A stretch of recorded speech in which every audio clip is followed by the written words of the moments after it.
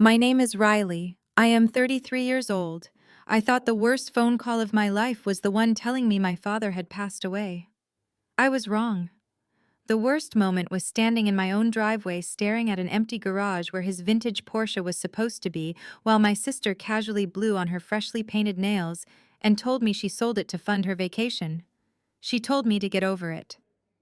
But what she did not know was that the dealership owner had already called me, and the secret hidden inside that car was about to send her straight to federal prison. Before I continue this story, let me know where you are watching from in the comments below. Hit like and subscribe if you know what it is like to finally stop being the bigger person and let karma take the wheel. Trust me, you are going to want to hear how this ends. It all started on a Tuesday. I had just returned from a grueling 2-week medical conference in Chicago.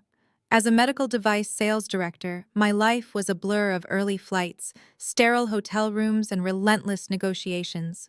This trip had been a massive victory. I secured a multi-million-dollar contract with a major hospital network. I was utterly exhausted running on 4 hours of sleep and overpriced airport coffee, but I felt a deep sense of accomplishment.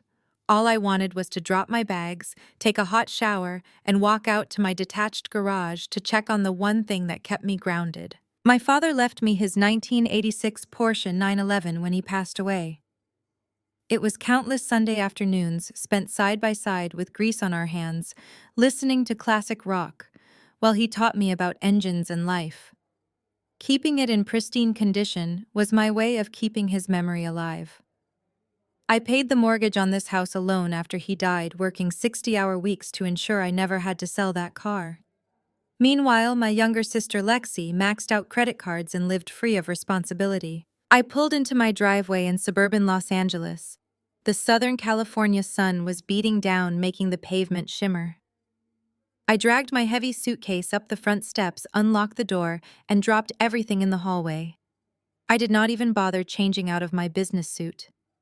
I walked straight through the kitchen, grabbed the special key to the detached garage from the hook by the back door, and stepped out into the yard. I slid the key into the heavy padlock I always kept on the garage door. I rolled the heavy door up, the familiar metallic rumble echoing. I flipped the light switch, smiling as the bulbs flickered to life, but my smile vanished instantly. The garage was empty. The concrete floor, perfectly swept and stained, held nothing but a few faint tire marks. My breath caught in my throat. My brain scrambled to make sense of what I was seeing. Was it stolen? Did I leave it somewhere else? Panic surged through my chest, cold and sharp. I reached into my pocket for my phone, my fingers trembling as I prepared to dial the police to report a grand theft. That was when I heard the slow, deliberate crunch of footsteps on the gravel driveway behind me. I spun around, my heart hammering against my ribs. There stood my younger sister, Lexi. She was 29, but she always acted like a spoiled teenager. She was leaning against the side of the house wearing a brand new designer linen outfit. She was inspecting a fresh, flawless French manicure, looking entirely unbothered by the fact that I was hyperventilating in front of an empty garage. Lexi. I gasped, my voice shaking. The Porsche is gone. Someone broke in. We have to call the police. Lexi finally looked up from her nails. She rolled her eyes, letting out a loud, exaggerated sigh. Oh my God, Riley, calm down. Nobody broke in. You are being so dramatic. I froze. The panic in my chest was suddenly replaced by a sickening, heavy dread. What do you mean nobody broke in? I asked, my voice dropping to a whisper. Where is Dad's car? Lexi shrugged, crossing her arms over her chest. I sold it. You have plenty of money from your little sales job. I needed cash for a healing trip to Hawaii with a friend. My mental health has been terrible lately, and I deserve a break. So I sold it. Get over it. I stood there paralyzed by the sheer audacity of her words. She sold my father's car for a vacation. I stared at her, waiting for the punchline, waiting for her to laugh, to tell me the car was at the mechanic for a tune-up or hidden around the block as some sick and twisted prank. But Lexi did not laugh. Instead, she shifted her weight, casually unclasped her pristine white leather designer handbag, and rummaged past her expensive sunglasses. Her hand emerged holding a thick white envelope. She held it out toward me. When I did not move to take it, she let it drop. It hit the concrete driveway with a soft, pathetic thud, kicking up a tiny puff of dust near my work shoes. "There is $5,000 in there," Lexi said. Her tone was completely flat, as if she were discussing the weather rather than destroying my property. "I figured I should give you a fair cut. The guy at the dealership gave me $50,000 for it. He said it was a cash deal, quick and easy. So, I am taking my 45 and you get 5. That is more than enough to buy yourself some nice shoes or whatever it is you single women spend money on. Consider it a massive favor from me." $50,000. My vision literally blurred at the edges. The 1986 Porsche 911 was fully restored with original parts. It was appraised just last year at $150,000. She had not just stolen it. She had practically given it away to a predatory buyer for a third of its actual market value, and she was tossing me $5,000 like I was a beggar on the street. The sheer injustice of it hit me like a physical blow. When our father passed away 4 years ago, the medical bills had nearly drained his estate. This house, the one I was standing in front of, was on the brink of foreclosure. I did not go on healing trips to tropical islands. I did not take time to find myself. I worked my fingers to the bone. I took double shifts, traveled endlessly across the country, living out of suitcases, and poured every single commission check I earned into saving our childhood home and keeping that garage intact. I paid off the mortgage completely by myself. And what did Lexi do during those dark years? She maxed out 3 different credit cards, buying designer clothes to maintain her flawless image on social media. She played the tragic, grieving daughter to get sympathy from everyone in town, all while refusing to get a real job. When the debt collectors started calling her, she magically found her savior. She married Andre. He is a brilliant, hardworking corporate attorney and an amazing guy. She immediately began draining his bank accounts just like she had tried to drain our father's estate. She never contributed a single dollar to this house. Yet she stood here acting like she had every right to liquidate my most prized possession. "Lexi," I said. My voice dropped an octave, shaking with a rage so profound it genuinely scared me. "You cannot just sell a car that does not belong to you. The title is in my name. The keys are locked in my office safe. There is no way a legitimate dealership bought that car without the legal owner present. That is a felony." A smug, sickeningly sweet smile spread across her perfectly contoured face. She took a step closer, totally unafraid of the fury radiating from me. "Oh, Riley, you really underestimate me," she sneered. "Did you forget you gave me a spare key to your house for emergencies? Well, a mental health crisis is an emergency. When you left for Chicago, I let myself in. Your home office is not exactly a fortress. You left your spare safe key right inside your top desk drawer. I found the vehicle title, the spare car keys, and some of your old bank statements. It was almost too easy." She paused, letting the severe invasion of privacy sink in. My own sister had prowled through my home while I was stateside securing my future. As for the dealership, Lexi continued inspecting her cuticles again. "I just told the owner that my big sister was super busy with her corporate job and had signed the title over to me as a gift to help me out. I forged your signature on the transfer line. It looked perfect." The guy did not ask any questions because he knew he was getting a total steal on the price. "The paperwork is done, the cash is in my account, and the car is gone. So you can scream and cry all you want, but it is legally out of your hands now." I felt a cold sweat break out on the back of my neck. She forged my signature. She committed grand theft, auto and identity theft, all without breaking a sweat. And the worst part was the absolute lack of remorse in her eyes. She genuinely believed the world owed her this. She believed my hard work was nothing more than a resource for her to exploit. "You are going to jail," I whispered, stepping toward her. "I am calling the police right now. I will report the car stolen and I will tell them exactly who took it." Lexi did not flinch. Instead, she laughed. It was a sharp, mocking sound that echoed in the quiet suburban neighborhood. "Go ahead," she challenged, tilting her head. "Call them, but you know exactly what is going to happen if you do. Mom and Dad will never forgive you. You know they will take my side. They always do. You will be the villain who ruined my marriage and sent your pregnant sister to jail. Pregnant. The word hung in the humid air, suffocating me, before I could even process the ridiculous lie she was clearly spinning.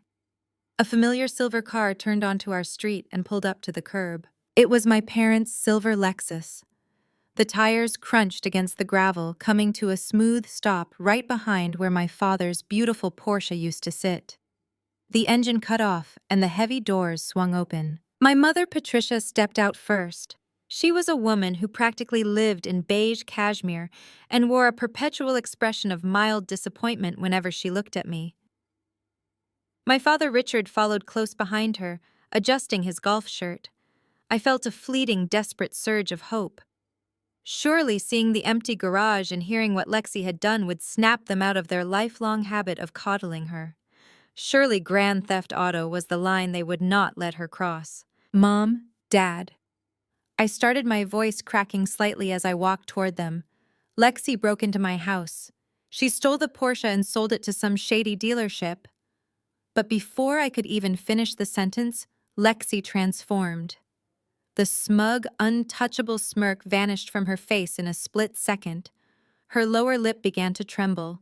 Her shoulders slumped, and she let out a loud, pathetic sob. She ran past me, throwing her arms around our mother's neck. I did not mean to make her so mad. Mom, Lexi wailed, burying her face in the cashmere sweater. I just needed help. I am in such a dark place, and Riley is threatening to send me to jail over a stupid old car. My mother wrapped her arms tightly around Lexi, stroking her blonde hair. She shot me a glare so venomous it physically stopped me in my tracks. Riley Bennett, what is wrong with you? My mother snapped. Her voice was sharp and laced with absolute disgust. How can you be so cruel to your own sister when she is clearly falling apart? I stared at her, my jaw practically hitting the pavement. Cruel. Mom, she forged my signature on a legal document and stole a car worth $150,000. She sold it for cash so she could go on a vacation. It is a healing retreat, my mother corrected me, as if the distinction somehow made the felony acceptable. Lexi called us on the way over here. She told us everything. She is going through an incredibly tough time in her marriage to Andre. You know he works those insane lawyer hours. He neglects her. She is incredibly depressed, Riley. She needs this trip to Hawaii to clear her head and save her mental health. I looked at my father, begging him silently to step in and inject some sanity into the conversation. Dad, please tell me you are hearing this. She stole Dad's car, the car we restored together. My father sighed heavily, rubbing the bridge of his nose. He looked at the empty garage, then down at his expensive loafers. Riley, it is just a car, he said quietly. A hunk of metal taking up space. Lexi left you an envelope with $5,000. That is a very generous apology. I suggest you pick it up, take the money, and let this go. A generous apology. I felt the blood rushing to my ears. $5,000 for a vintage appreciating asset that she had no legal right to touch. They were actually defending her. They were rewriting reality right in front of my eyes. I am not taking that dirty money, and I am not letting this go, I said, my voice rising. I am calling the cops. If you dial those 3 numbers, you are no longer a part of this family, my mother hissed. She stepped forward, shielding Lexi as if I were a physical threat. Look at yourself, Riley. Look at how materialistic and cold you have become. You make a fortune selling medical equipment, you live in this massive house all by yourself, and yet you are ready to destroy your little sister's life over money. It is not about the money, I shouted. It is about the fact that she committed a massive crime. She is pregnant, Riley, my mother yelled back, her voice echoing down the quiet suburban street. The lie Lexi had planted earlier was now blooming into the ultimate shield. I looked at Lexi. She was peeking out from behind my mother's shoulder, perfectly dry-eyed, wearing a triumphant little smirk that only I could see. The stress you are putting her under right now could harm the baby. My mother continued, her tone dripping with righteous indignation. Andre does not know yet. She is going to Hawaii to figure out how to tell him and how to fix their broken marriage. And you are standing here threatening to throw a pregnant woman in a jail cell because you care more about a dusty old sports car than your own flesh and blood. You should be ashamed of yourself. Ashamed. I stood there completely isolated in my own driveway. I had spent my entire adult life trying to be the responsible one. I paid the debts. I saved the house. I played by the rules. And in return, I was being painted as a greedy, heartless monster by the very people who were supposed to protect me. Take the 5,000, my father repeated firmly. Go inside, cool off. We are taking Lexi to the airport, and we will not speak of this again. They turned their backs on me. They were actually going to walk away and let her get away with it. I opened my mouth to scream, to fight back, to tear down the delusion they were building. But the words died in my throat. Another car was pulling onto our street. This time it was a sleek black sedan. It parked right behind my parents' Lexus. The driver's door opened and a tall, sharply dressed man stepped out. It was Andre, Lexi's husband. And judging by the exhausted but completely calm look on his face, he had no idea what kind of snake pit he was about to walk into. Andre shut the heavy car door behind him. He was a striking African-American man with a sharp jawline and an impeccable sense of style, though today his usually crisp tailored suit looked slightly rumpled. He loosened his silk tie with one hand, holding a thick leather briefcase in the other. He looked completely drained. I knew for a fact he was in the middle of a brutal merger at his corporate law firm, easily pulling 60 to 70-hour weeks. He was the kind of man who carried the weight of the world on his shoulders without complaining, and my sister was currently standing in my driveway, actively plotting to destroy him. I started stepping forward. You need to hear what just happened. Lexi took my... I never got to finish that sentence. Lexi moved with the speed and precision of a seasoned predator. She practically launched herself across the gravel driveway, slamming into Andre's chest and burying her face in his shirt. She unleashed a fresh torrent of loud, agonizing sobs. Andre dropped his briefcase, instantly wrapping his arms around her. Lexi, baby, what is wrong? He asked, his deep voice thick with concern and exhaustion. What happened here? She is kicking me out. Lexi wailed, her voice muffled against his chest. She pointed a trembling finger at me without looking up. I came over to check on the house while she was out of town, and she just snapped. She started screaming at me, calling me worthless, telling me I am a terrible wife. All over a minor misunderstanding about some old junk in the garage. She said she never wants to see me again. I stood frozen, completely bewildered by the sheer velocity of her lie. A minor misunderstanding about some old junk. She had liquidated a classic Porsche for cash. Andre, that is a complete fabrication, I said loudly, trying to cut through the theatrics. She broke into my house, stole the spare keys to Dad's Porsche, and illegally sold it to a dealership. She forged my signature. It is a literal felony. But Lexi wailed louder, drowning me out. She told me, I am ruining your life, Andre. She told me I am a burden to everyone. I am so stressed my chest hurts. I just want to go home. My mother immediately stepped in to seal the trap. Riley, stop this right now, she commanded, putting her hand on Andre's arm. Andre, you need to take her home. Riley is just having one of her episodes. She has been obsessed with that old car since Richard passed, and she is taking her work stress out on your wife. Lexi is incredibly fragile right now. I looked at Andre, waiting for his sharp legal mind to kick in. I waited for him to ask for proof, to look at the empty garage, to see the logical gaps in their story. But he just looked at me. His dark eyes, usually so warm and full of mutual respect, were clouded with profound disappointment. Riley, I expected better from you, he said quietly. His calm tone hurt more than my mother's yelling. Andre, please look at the garage, I pleaded, gesturing wildly behind me.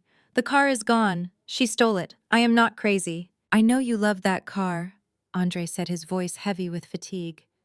But Lexi is your sister. She has been struggling deeply with her mental health, and we have been trying to get her help. If she moved the car or sold it, we will sort it out financially. I will write you a check myself if I have to. But screaming at her in the street and threatening her with jail time, that is over the line. He was going to write me a check. Lexi had stolen my property, and her overworked, loyal husband was offering to pay for her crimes just to keep the peace. It was sick.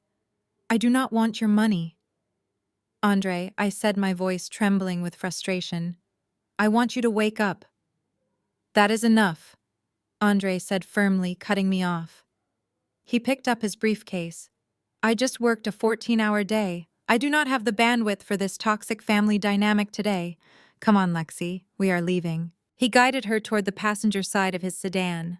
My parents murmured their approval, my mother shooting me one last look of absolute disdain before walking back to their Lexus. As Andre opened the car door for Lexi, she paused. She turned her head slightly, ensuring Andre could only see the back of her blonde hair. But I could see her face perfectly. The tears were gone. Her lips curled into a slow, triumphant smirk. She mouthed the words, "I win," before sliding into the leather seat. Andre closed the door, got into the driver's seat, and started the engine. Without another glance in my direction, he pulled away from the curb. My parents followed right behind him, their silver car disappearing down the tree-lined street. The silence that fell over my property was deafening. I was completely isolated, framed as the villain in my own driveway. I had the truth, but they had the narrative.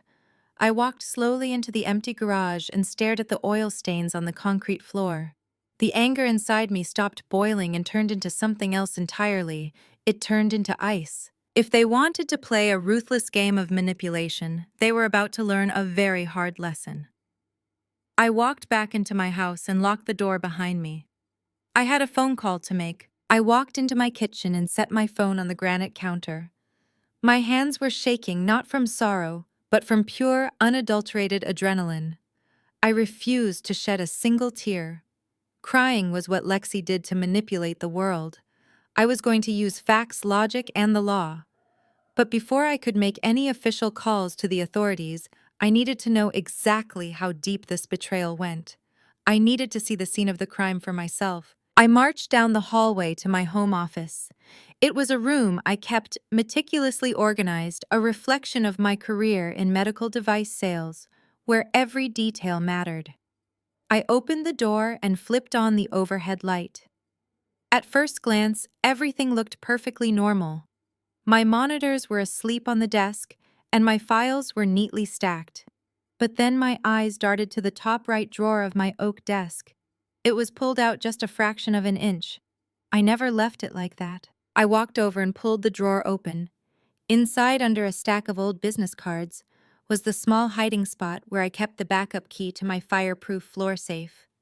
The key was slightly askew. I grabbed it and dropped to my knees, pulling back the small area rug that covered the heavy steel safe embedded in the floor. I slid the key in and turned the dial.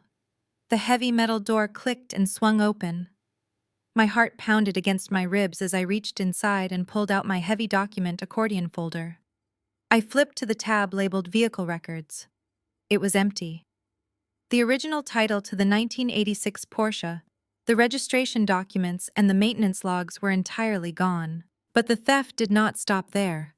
I quickly checked the other compartments of the folder, my dread multiplying with every second. The tab holding my most sensitive personal information was completely disorganized. My birth certificate was shoved back in backward. A certified copy of my driver license, which I kept for passport renewals, had a distinct crease down the middle, as if it had been folded into a pocket. My social security card was sitting on top of the pile instead of tucked inside its protective sleeve. I sat back on my heels on the hardwood floor, the reality of the situation washing over me. Lexi had not just walked into a dealership and smiled her way through a sale. She had stolen my most guarded identification documents. She had committed felony identity theft. To transfer a vehicle title in the state of California, especially for a classic car, with a high valuation, a dealership would require strict proof of identity. Lexi must have used my social security number and my copied license to pass herself off as me or to forge a power of attorney. She had weaponized my identity to steal my inheritance. I stood up, my mind working at 1,000,000 miles an hour. My parents wanted me to take $5,000 and keep quiet. They wanted me to absorb a massive financial loss and a devastating violation of my privacy to protect my sister and her fragile mental health. But there was no universe where I was going to let my social security number float around in the hands of whoever bought that car, nor was I going to let Lexi walk away from a major felony. I walked back to the kitchen and grabbed my phone. My first call was not to the police. If I called the local precinct, now it would be a standard domestic dispute situation, and my family would immediately interfere to protect her. I needed a bulletproof paper trail that no amount of crying could erase. I dialed the California Department of Motor Vehicles fraud hotline. After a grueling 20 minutes on hold, a representative named Brenda answered. I gave her my name, my driver license number, and the vehicle identification number for the Porsche. I explained calmly and clearly that my vehicle had been stolen from my locked garage and that the title had been fraudulently transferred within the last 2 weeks using stolen identification. Brenda typed rapidly on her keyboard. "I hear you, Ms. Bennett," she said. "I am placing a hard freeze on the title transfer immediately. I am also flagging this vehicle identification number as stolen in our statewide database. If the buyer tries to register it, it will trigger an alert. You need to file a formal police report for identity theft and grand theft auto and provide us with the case number." "Thank you," I said, writing down the reference number she gave me. My next call was to my auto insurance company. I went through the exact same process, officially reporting the car stolen and notifying them of the identity theft. The claims adjuster opened an investigation and assigned me an agent. Every call I made, every reference number I wrote down on my notepad was a brick in the wall I was building around Lexi. I was no longer just the older sister she could bully and steal from. I was the victim of a serious white-collar crime, and I was activating the entire system against her. I hung up the phone with the insurance agent, feeling a cold sense of control returning to my body. I had started the fire. Now I just had to wait for the smoke to rise. Then my phone buzzed in my hand. It was an incoming call from an unknown local number.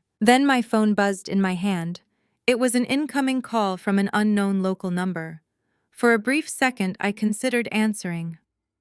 Maybe it was the police following up, or the insurance adjuster with another question about the stolen Porsche.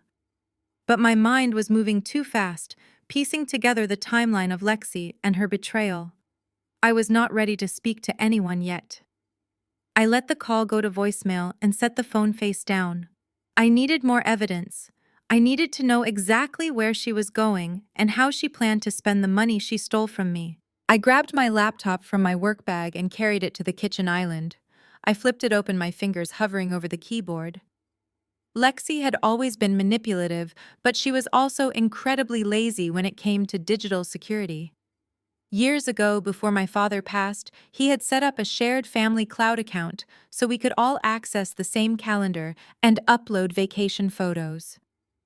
I had stopped using it long ago, but I knew Lexi still used it to back up her phone because she never wanted to pay for her own storage subscription. I navigated to the cloud login page.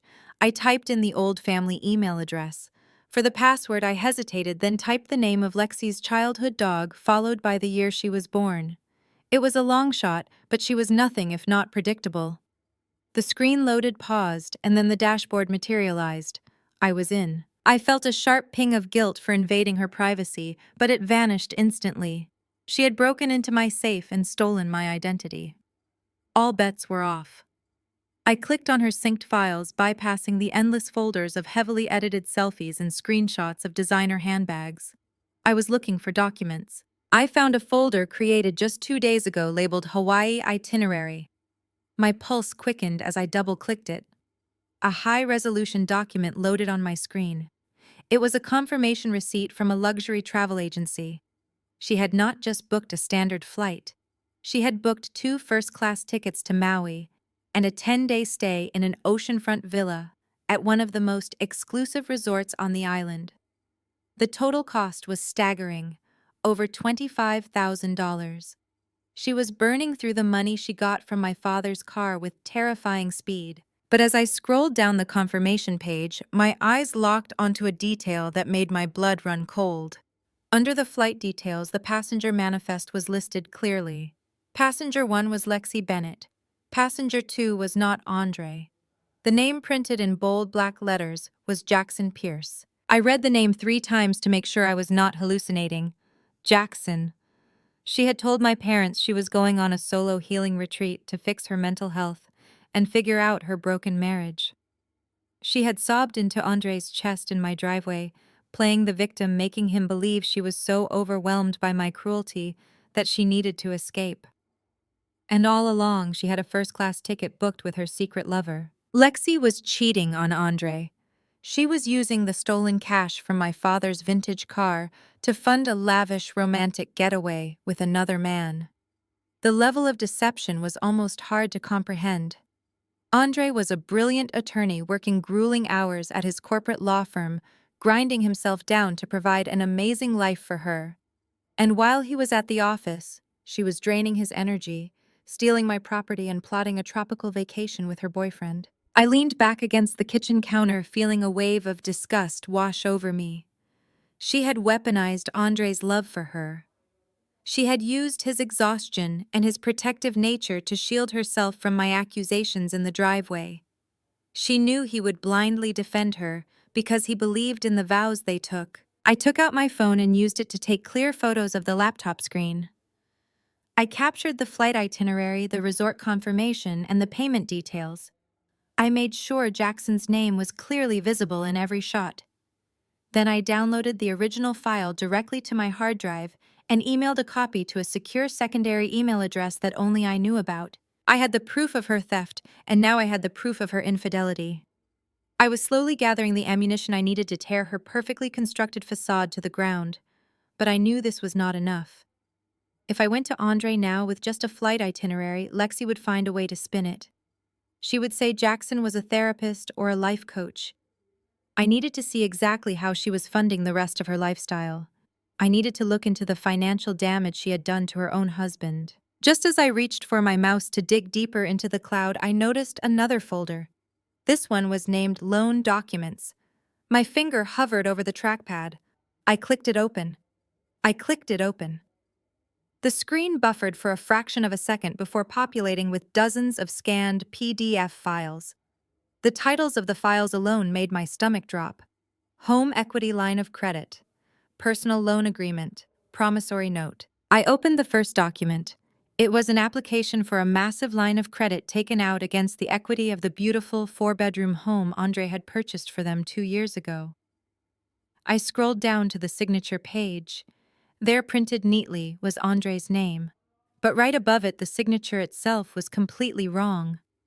I recognized that looping cursive instantly. It was Lexi's handwriting. She had forged his signature just like she forged mine on the vehicle title. As I clicked through the files, the true scale of her betrayal began to unfold, and it was a financial massacre. To understand the gravity of what she was doing, you have to understand who Andre is. Andre is a man who built his life on an unshakable foundation of hard work. Growing up as a young African-American man in a notoriously tough neighborhood on the south side of Chicago, he did not have a trust fund or a family safety net. He had to fight for every single opportunity. He earned a full academic scholarship to a top-tier law school, working nights to pay for his textbooks. Through sheer grit, long hours, and unmatched intellect, he climbed the brutal corporate ladder. He recently became one of the youngest partners at a prestigious Los Angeles law firm. In his world, your reputation is your currency. His credit score was immaculate, fiercely protected, and carefully managed. He planned his investments a decade in advance to ensure his future family would never experience the poverty he endured as a child. And Lexi was systematically dismantling his entire empire behind his back. I opened another file. It was a statement for a high-interest credit card opened in Andre's name just 6 months ago. The balance was maxed out at $40,000. The charges were a sickening list of luxury boutiques, expensive spa treatments, and massive cash advances. She was bleeding him dry while he was sitting in a boardroom working 14-hour days to provide for her. The worst document was a personal loan agreement for $100,000. The terms were predatory. It was a short-term, high-yield loan from a private lending company that did not require the extensive background checks a traditional bank would demand. She used Andre's pristine financial portfolio as collateral to secure the cash. Where was all this money going? It certainly was not going into their household. The realization hit me like a freight train. She was using his immaculate credit as a bottomless ATM to fund her double life with Jackson. My father's vintage Porsche was just a quick, desperate cash grab to fund this immediate Hawaii trip, probably because she maxed out the secret credit lines and needed liquid cash fast. Andre was the main target. He was the golden goose she was slowly slaughtering. This was no longer just about a stolen car, it was about total annihilation. If Andre remained blind to this, and these hidden loans defaulted, the private lenders would come after his assets. The bank would foreclose on his house. Even worse, his law firm required all senior partners to maintain pristine financial standing and ethical conduct. If a massive fraud scandal tied to his name erupted, he could be stripped of his partnership. He could lose his license to practice law. Lexi was not just cheating on him. She was going to leave him bankrupt, professionally disgraced, and utterly broken. I sat back in my chair, staring at the glowing screen of my laptop. The sheer sociopathy of my sister was terrifying. She had stood in my driveway crying into the chest of the man she was actively destroying, playing the victim to secure her getaway. She weaponized his love to buy herself time. I carefully downloaded every single PDF file into the secure folder on my hard drive. I backed up the folder to my encrypted external drive. I had to warn him. I had to show Andre exactly what the woman he loved was doing in the shadows. But I also knew I had to tread carefully. Andre was a brilliant attorney, but right now, he was a man blinded by loyalty and exhaustion. If I approached him with wild accusations, he would shut me out just like he did in the driveway. I needed to present this to him in a way he could not deny. I reached for my phone again, determined to figure out my next move. Before my fingers could even unlock the screen, it rang loudly against the granite counter. The caller ID flashing on the screen was not an unknown number this time. It was my father. I snatched the phone off the counter, a sudden spark of hope igniting in my chest. Maybe they had reached the airport and Lexi had slipped up. Maybe Andre had found something in her bag. Maybe my father was finally calling to ask for the truth, realizing that his oldest daughter would never make up a story about Grand Theft Auto. I swiped the screen to answer. "Dad," I said, my voice urgent. "Dad, you have to listen to me. I just found something horrifying." "I am only calling to give you one final warning, Riley," my father said.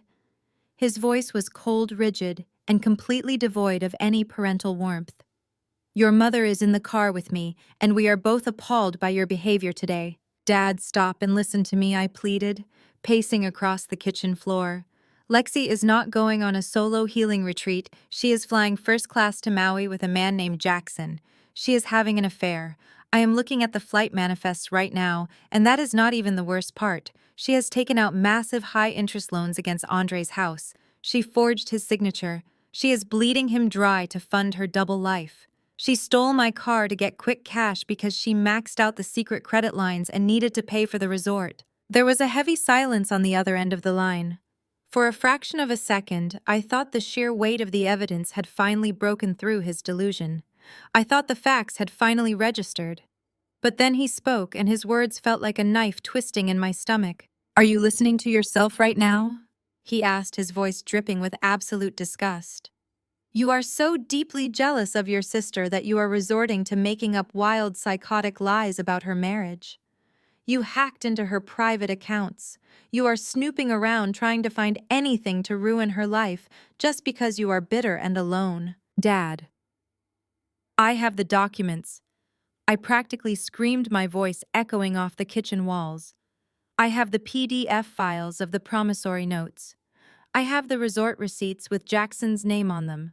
I can email them to you right now. Just look at them." "I will do no such thing," he snapped. "I am not going to entertain your sick obsession. Lexi told us you might try something like this. She told us you have been trying to drive a wedge between her and Andre for months. She is pregnant, Riley. She is carrying your future niece or nephew, and she is extremely emotionally fragile. Andre is fully aware of her finances. He is a corporate attorney, for God's sake. Do you really think an attorney would not notice a fraudulent loan on his own house? You probably forged those papers yourself just to frame her. He was so blinded by his need to protect his golden child that he was actively ignoring basic logic. Lexi had manipulated them so thoroughly that she had preemptively warned them I would find out the truth, spinning it as a jealous vendetta. He was accusing me of being the forger, the man who spent Sundays teaching me how to change the oil on a classic Porsche. The man who I thought shared my values of hard work and integrity was now threatening to erase me from his life to protect a thief. If you say one single word of this to Andre, my father continued, his tone dropping to a menacingly low register. If you go to the police about that stupid car, or if you try to sabotage her marriage in any way, you will leave me no choice. I will cut you out of my will completely. You will be disowned. We will never speak to you again, and you will not be welcome at our funerals. Do you understand me? You will drop this right now. Before I could say another word, the line went dead. A sharp beep echoed in my ear, followed by silence.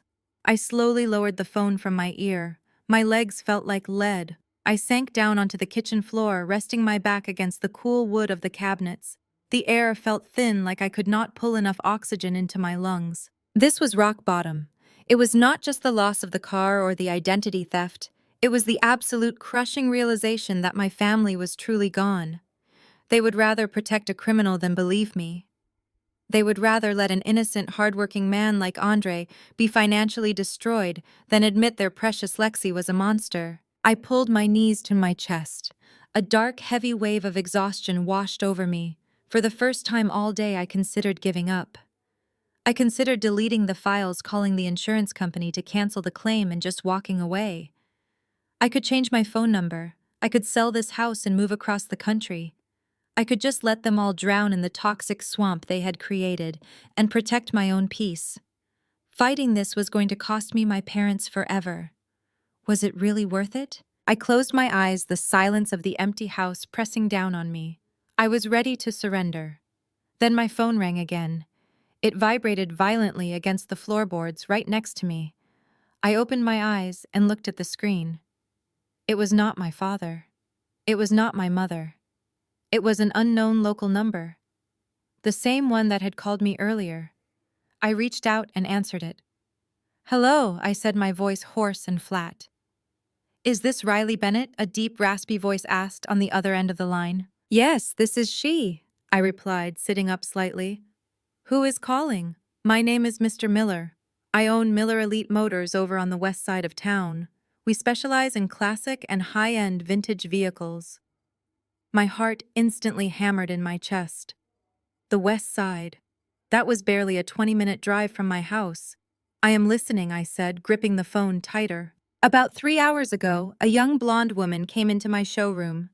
She brought in a pristine 1986 Porsche 911. She introduced herself as your sister and presented a signed title transferring ownership to her. She said you were too busy with your corporate job to handle the sale yourself and that you gifted it to her to help her out of a financial bind." I closed my eyes, letting out a sharp, angry breath. "Yes, that is my sister. But she stole that car. The signature on that title is forged. I have already reported the vehicle stolen to the DMV and my insurance company. Please tell me you still have the car on your lot." "I still have it," Mr. Miller said, his tone turning grave. "That is exactly why I am calling you Ms. Bennett. I have been in this business for 35 years. You get a sixth sense for when a deal is rotten. The car itself was flawless, clearly maintained by someone who deeply loved it. But your sister was frantic. She was dressed in designer clothes and acting incredibly arrogant, yet she was sweating and rushing my staff. She did not care about the history of the engine or the actual market valuation. She just wanted liquid cash, and she wanted it immediately." "Did you pay her?" I asked, dreading the answer. Lexi had thrown that envelope at me, claiming he gave her $50,000 in cash. "She demanded an immediate wire transfer to a very strange offshore shell account," Mr. Miller explained. "I looked at the routing information she provided, and it did not match a standard domestic bank. It looked like a corporate holding account.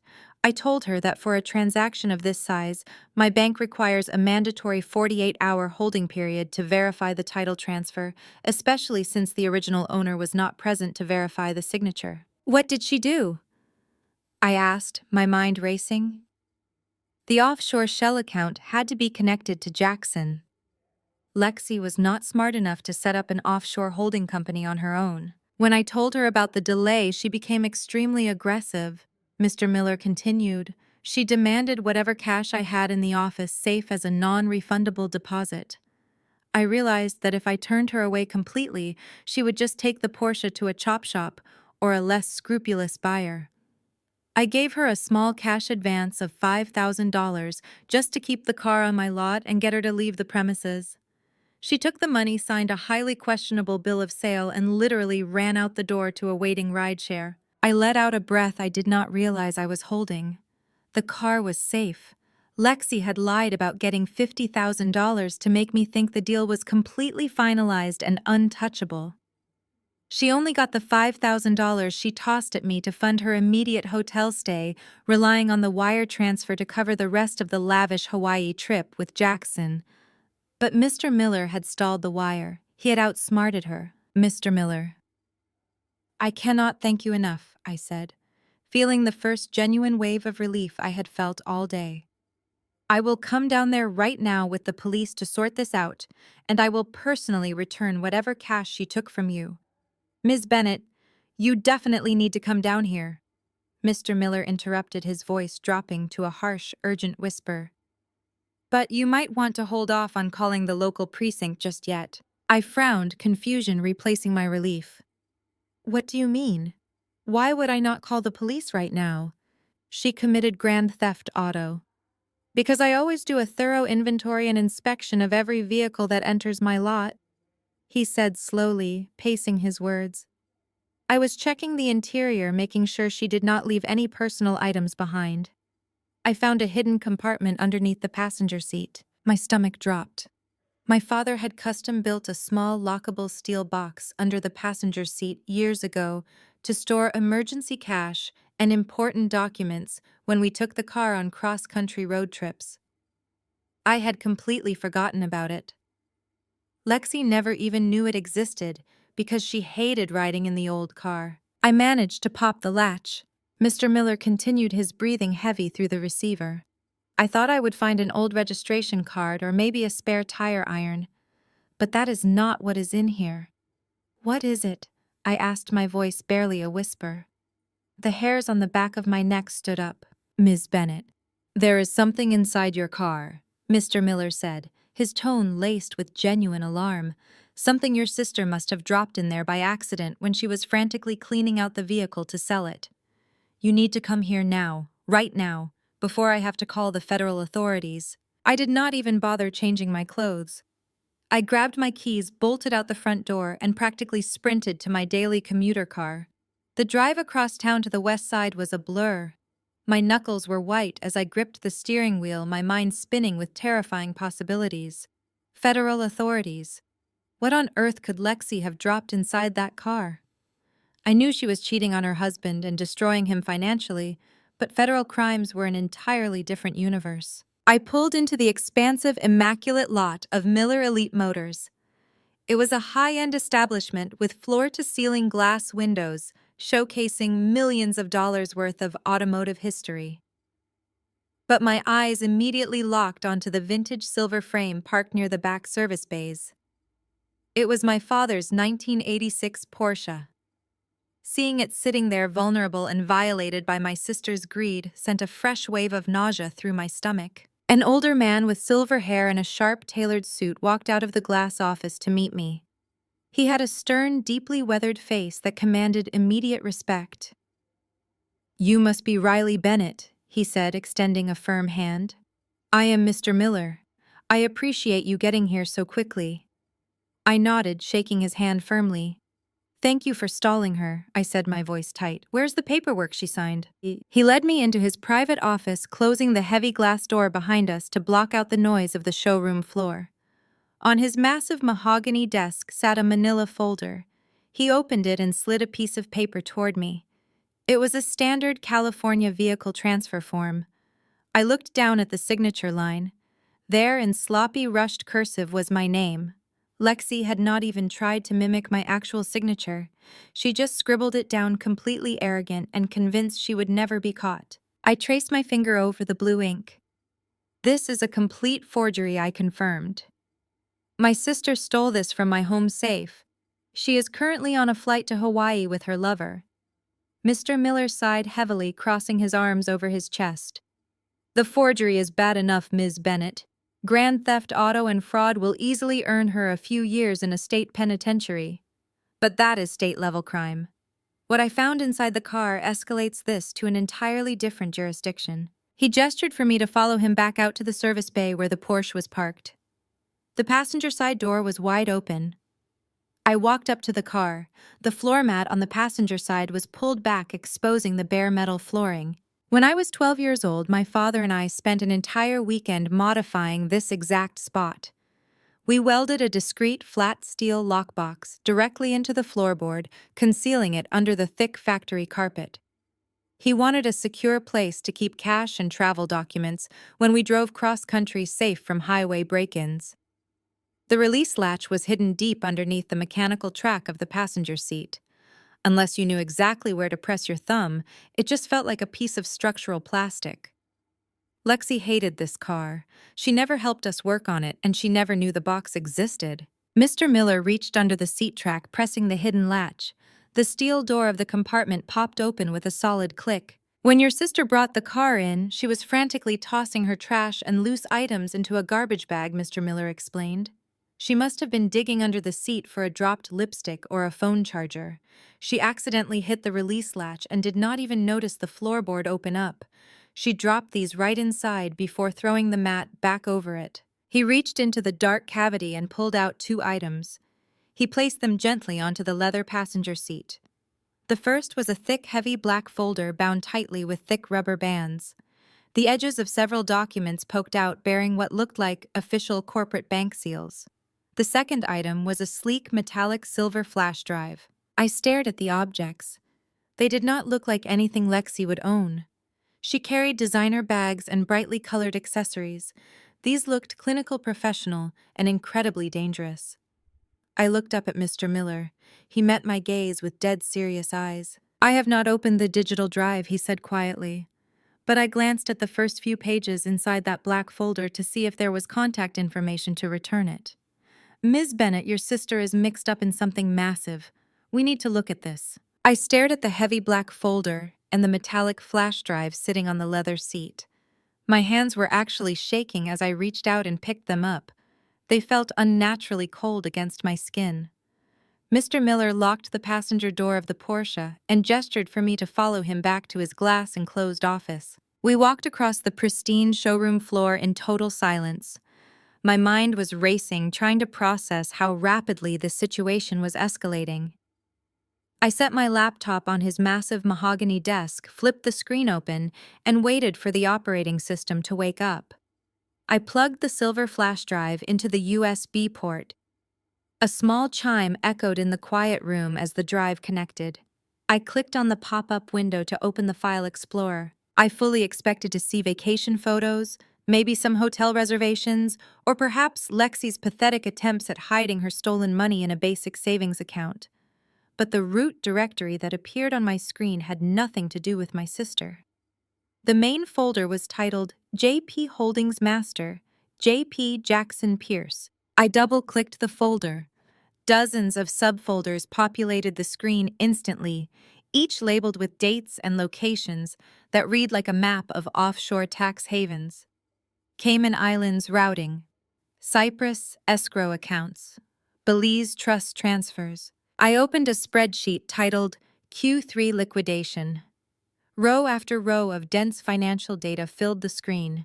There were vehicle identification numbers, property deeds, and wire transfer logs. I scrolled down rapidly, my eyes scanning the endless lines of text until my breath caught sharply in my throat. I saw the VIN for my father's 1986 Porsche listed right there at the bottom of the page.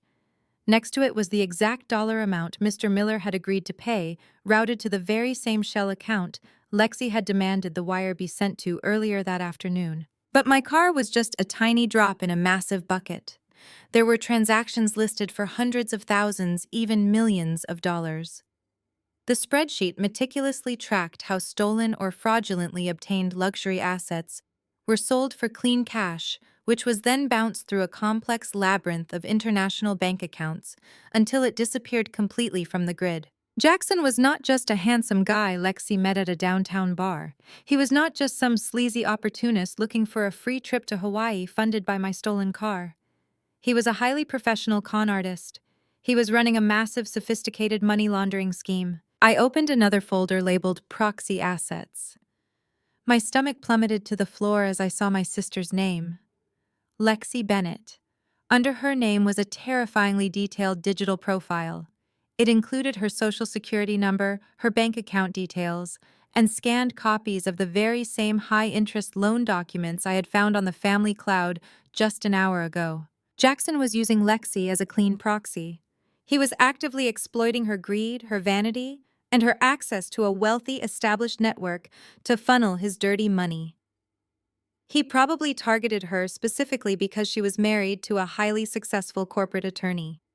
She was the perfect clueless mule. Lexi genuinely thought she was running away with a wealthy lover who was treating her to a life of luxury.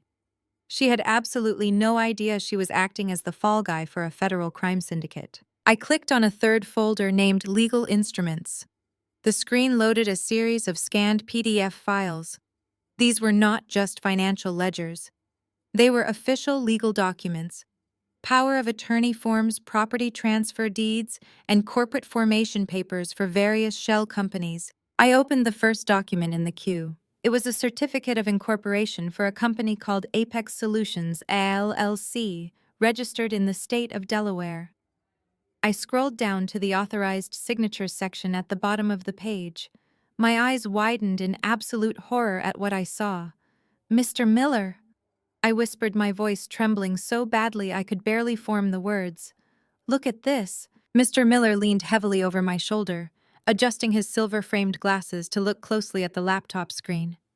"What am I looking at, Miss Bennett?"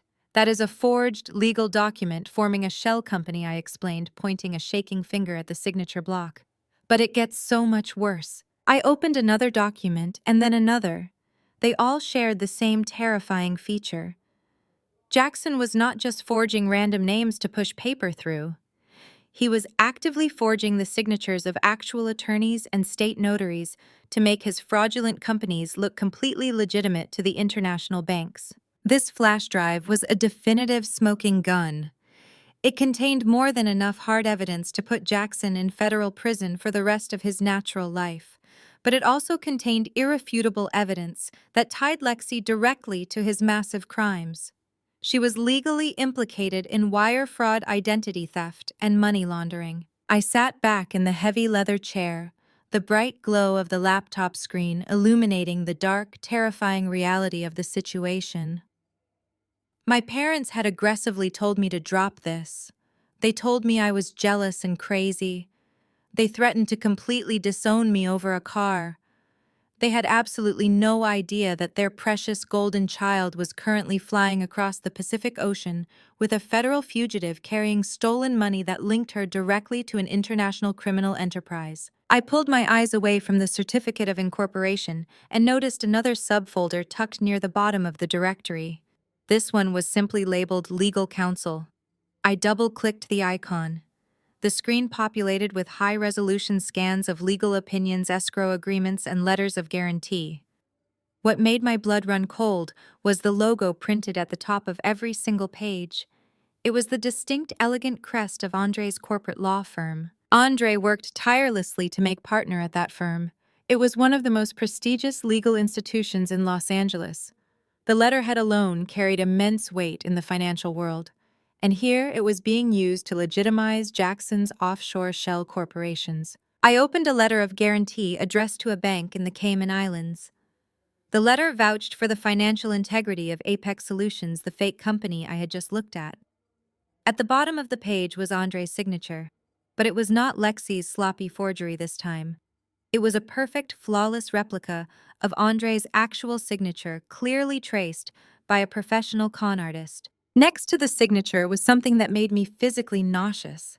It was a dark, crisp impression of a state of California notary public seal. I zoomed in on the image. The name on the seal was Andre's. The commission number matched his perfectly. My mind raced, piecing together the horrifying mechanics of the betrayal. Jackson had not just asked Lexi to sign a few documents. He had used her to gain physical access to Andre's home. Andre often worked late in his home office, a room that was supposed to be his sanctuary. Lexi must have snuck in there while Andre was sleeping. Or worse, she might have actually let Jackson into the house while Andre was at work. They stole his official notary stamp.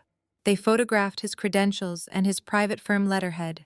By stamping these documents with Andre's seal, Jackson had elevated his fraud from simple forgery to an ironclad legal deception. To any international bank or regulatory agency reviewing these files, it looked exactly like a high-powered American corporate attorney was the mastermind behind the entire money laundering operation. Jackson was shielding his massive criminal enterprise behind Andre's immaculate reputation. The consequences of this discovery were apocalyptic. As a successful African-American man who had fought his way out of poverty to the top of the legal food chain, Andre had zero margin for error in the eyes of the justice system. If the FBI raided these shell companies right now, the paper trail would not lead to Jackson. It would lead directly to Andre's office. Federal prosecutors do not play games with lawyers who facilitate money laundering for international syndicates. Andre would be stripped of his law license immediately. His firm would fire him and publicly disavow him to save their own reputation. He would be indicted, tried, and sentenced to decades in federal prison. A brilliant, innocent man who had sacrificed his entire life to build an honorable legacy would be completely destroyed, all because he trusted his wife. Lexi was not just draining his bank accounts to fund a vacation. She was actively handing him a life sentence to protect a criminal. I looked up from the laptop. The quiet hum of the dealership showroom outside the glass walls felt a million miles away. Mr. Miller was watching me closely, his weathered face drawn tight with concern. "What did you find, Ms. Bennett?" Mr. Miller asked, his voice barely above a whisper. "He is framing my brother-in-law," I said, my voice shaking with a potent mix of fear and absolute rage. "This guy Jackson, he stole my brother-in-law's legal credentials. He is using his physical notary stamp to authorize the shell companies. If these documents are filed, or if the federal authorities find this drive before we can explain it, an innocent man is going to federal prison for a very long time." Mr. Miller let out a long, heavy sigh and leaned against the edge of his desk. "Then we have a very narrow window to get ahead of this. If the feds catch wind of those offshore accounts, they will freeze everything, including your brother-in-law's assets. They shoot first and ask questions later in these kinds of investigations." I knew he was right. I could not just sit on this information. I could not rely on my parents, and I could not confront Lexi while she was thousands of miles away holding Andre's credit cards. I had to go straight to the source. I had to break Andre out of the delusion he was living in, and I had to do it before Jackson executed the final phase of his plan. I safely ejected the flash drive and slipped it into my pocket. I closed the laptop and put it back in my bag. I thanked Mr. Miller for his vigilance and promised him we would keep the Porsche exactly where it was as bait. Then I walked out of the dealership, my mind locked onto a single terrifying objective. I needed to corner Andre tonight, and I needed to force him to see the truth. I sat in the driver's seat of my car in the dealership parking lot and dialed Andre's personal cell phone. It rang 4 times before he finally picked up. His voice was sharp and thick with exhaustion. "Riley, I told you I do not have the bandwidth for this today. Lexi is already on her flight to Hawaii, and I have a brief due in federal court tomorrow morning. If you are calling to argue about the car again, I am hanging up." "Do not hang up," I said, my voice eerily calm. "This is not about the car anymore, Andre. This is about your law license. This is about your freedom. You need to meet me right now." He let out a heavy sigh. The sound of a man pushed to his absolute limit. "I am not playing these games, Riley. I am at the office." "Andre," I cut in my tone, dropping to a dead serious register. I am holding a stack of forged legal documents bearing your official State of California notary seal and your firm letterhead. They are tied to an international money laundering ring. If you do not meet me in 20 minutes, I am driving straight to the FBI field office, and your name will be at the top of their suspect list. Meet me at the Silver Diner on Route 9. Do not tell anyone where you are going. I hung up before he could argue. The Silver Diner was a quiet, rundown 24-hour joint on the outskirts of town. It was the last place anyone from his prestigious law firm or our family would ever go. It was neutral territory. I arrived first and slid into a cracked red vinyl booth in the darkest corner of the back room. I ordered a black coffee and waited. 15 minutes later, the diner bell chimed. Andre walked in. He had taken off his suit jacket, his tie was loosened, and he looked angry. He scanned the room, spotted me, and marched over to the booth. He slid into the seat across from me, leaning forward with his hands clasped tightly on the table. You have exactly 5 minutes to explain why you are threatening me with federal authorities, he said, his voice a low, dangerous whisper. I am trying to be patient with you, Riley, but your vendetta against Lexi has gone entirely too far. She is your pregnant sister, and she is sick. She is not pregnant, I said flatly, and she is not sick. She is a criminal, and she is taking you down with her. I did not give him a chance to defend her again. I reached into my bag and pulled out the heavy black folder I had taken from the Porsche. I placed it squarely in the middle of the sticky diner table. Then I pulled out my phone, opened the photo gallery, and placed it right next to the folder. Look at the phone first, I instructed. Andre glared at me, but he looked down at the glowing screen. I had pulled up the clear, high-resolution photo of the flight itinerary and the luxury resort confirmation I found on the family cloud.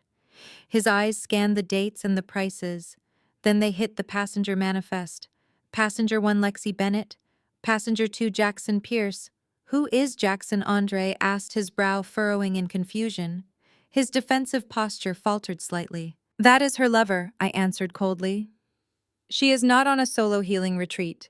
She is on a romantic getaway with him, paid for entirely by the cash she stole from me when she fraudulently sold my father's Porsche to a West Side dealership this afternoon. Andre stared at the screen, the reality of the betrayal fighting against his deep-rooted loyalty. No, he muttered, shaking his head. No, this is a mistake. She said she needed time alone. This could be a travel agent. This could be anyone. I expected the denial. I reached out and opened the heavy black folder. I am sorry, Andre. I truly am. But it gets much worse. Look at these. I slid the first stack of papers toward him. They were the high-interest personal loan agreements and the home equity line of credit applications. Andre, she has been bleeding you dry. She maxed out secret credit cards and took out massive loans against your house. Look at the signature. It is her handwriting. She forged your name. She used your immaculate credit profile to fund her double life with Jackson. Andre picked up the loan documents. His trained legal eyes scanned the interest rates, the principal amounts, and the dates of execution. I watched the color completely drain from his face. The rigid, exhausted corporate attorney was replaced by a man whose entire foundation was crumbling in real time. His hands began to shake slightly as he traced the forged signature with his thumb. But the final blow was still waiting. I pulled out the last set of documents from the folder. The certificate of incorporation for Apex Solutions and the letters of guarantee to the offshore banks. I slid them across the table. They landed right on top of the fake loan agreements. Jackson is not just a guy she met at a bar, I said softly, leaning across the table. He is a professional con artist running an international money laundering syndicate, and Lexi gave him the keys to your kingdom. Andre looked down at the new papers. He saw his own law firm letterhead. He saw the perfect forgery of his signature.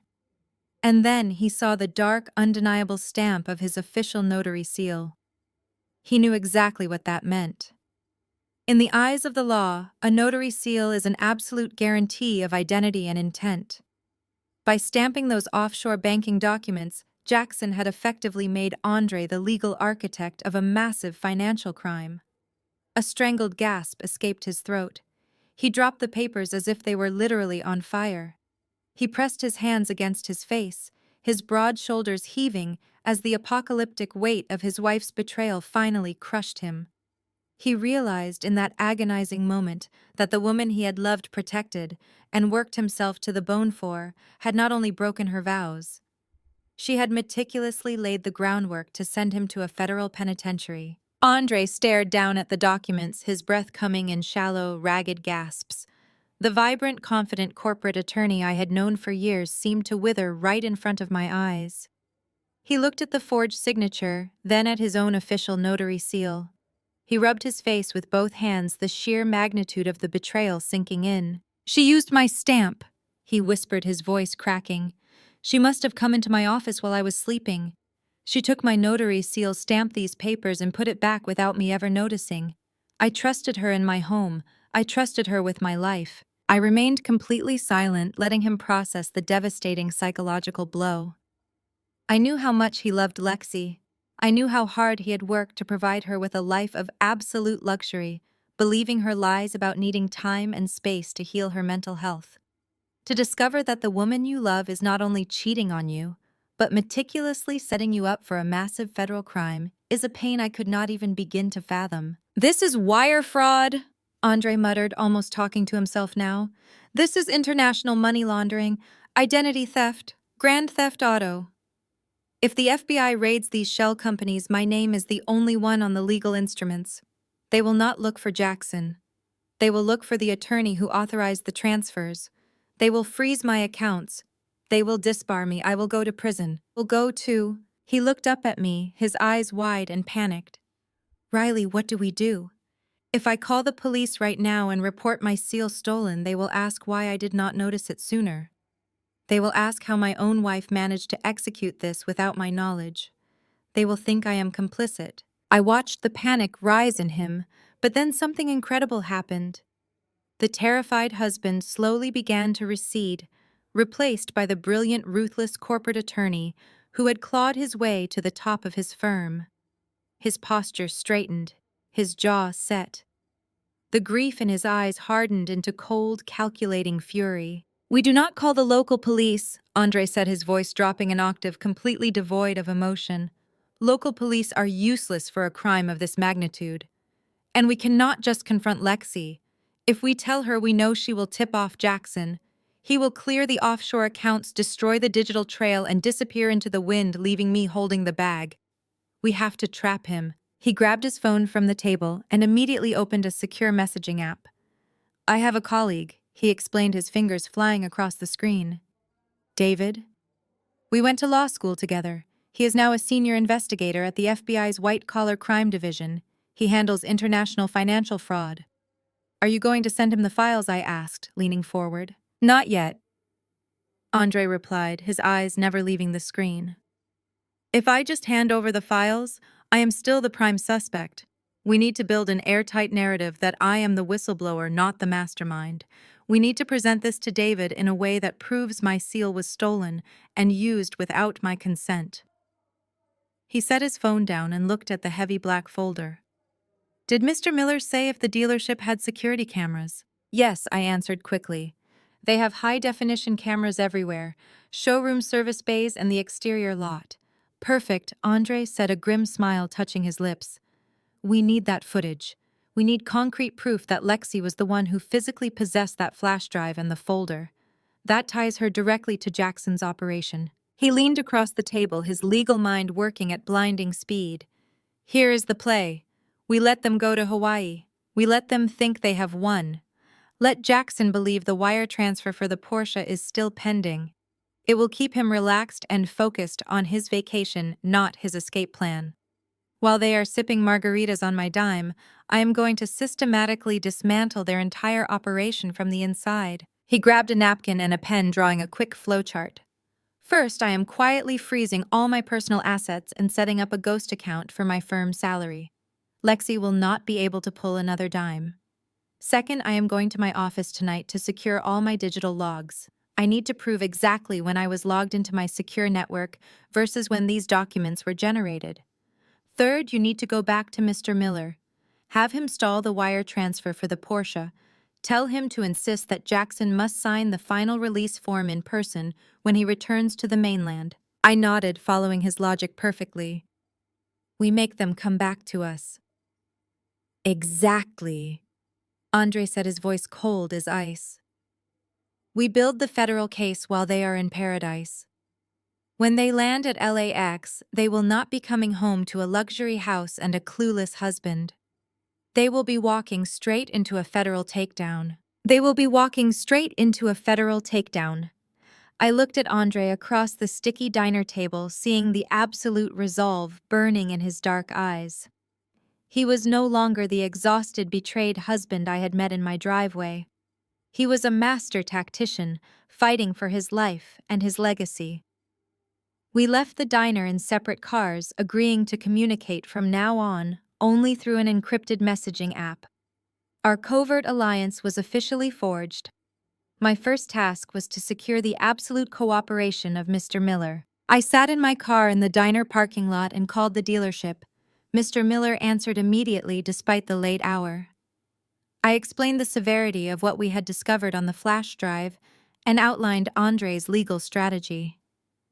I told him we needed the security footage to prove Lexi had physical possession of the evidence. Mr. Miller did not hesitate for a second. He told me he was already sitting in his office downloading the high-definition video files from the showroom and the service bay onto a secure external hard drive.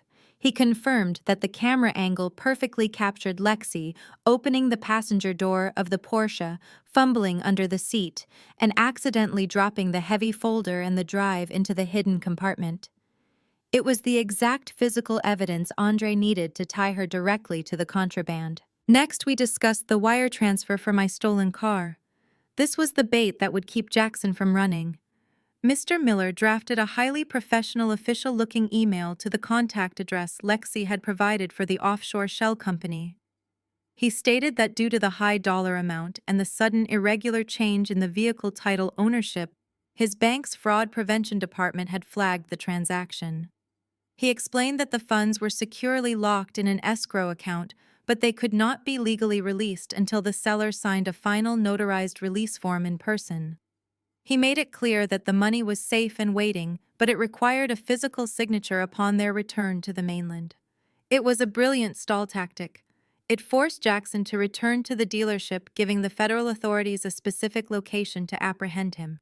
While I was coordinating the trap at the dealership, Andre was executing the most dangerous and critical part of the plan. He drove straight to his corporate law firm under the cover of night. Using his senior partner's security clearance, he accessed the firm's central servers. He pulled the irrefutable digital logs that tracked his physical keycard swipes and his computer logins. He printed pages of data, proving definitively that he was sitting in his office, logged into the firm's secure intranet, miles away from his house, at the exact moments his physical notary stamp was being used to authorize Jackson's fraudulent offshore companies. He was building his alibi with mathematical precision. With his digital proof secured, Andre drove to a discreet location to meet his FBI contact, David. David was a senior investigator in the white-collar crime division, a man who understood the complex web of international financial fraud. Andre laid everything out on the table. He submitted the silver flash drive, the heavy black folder, the downloaded dealership security footage, and his own firm's server logs. Most importantly, Andre formally filed for whistleblower protection.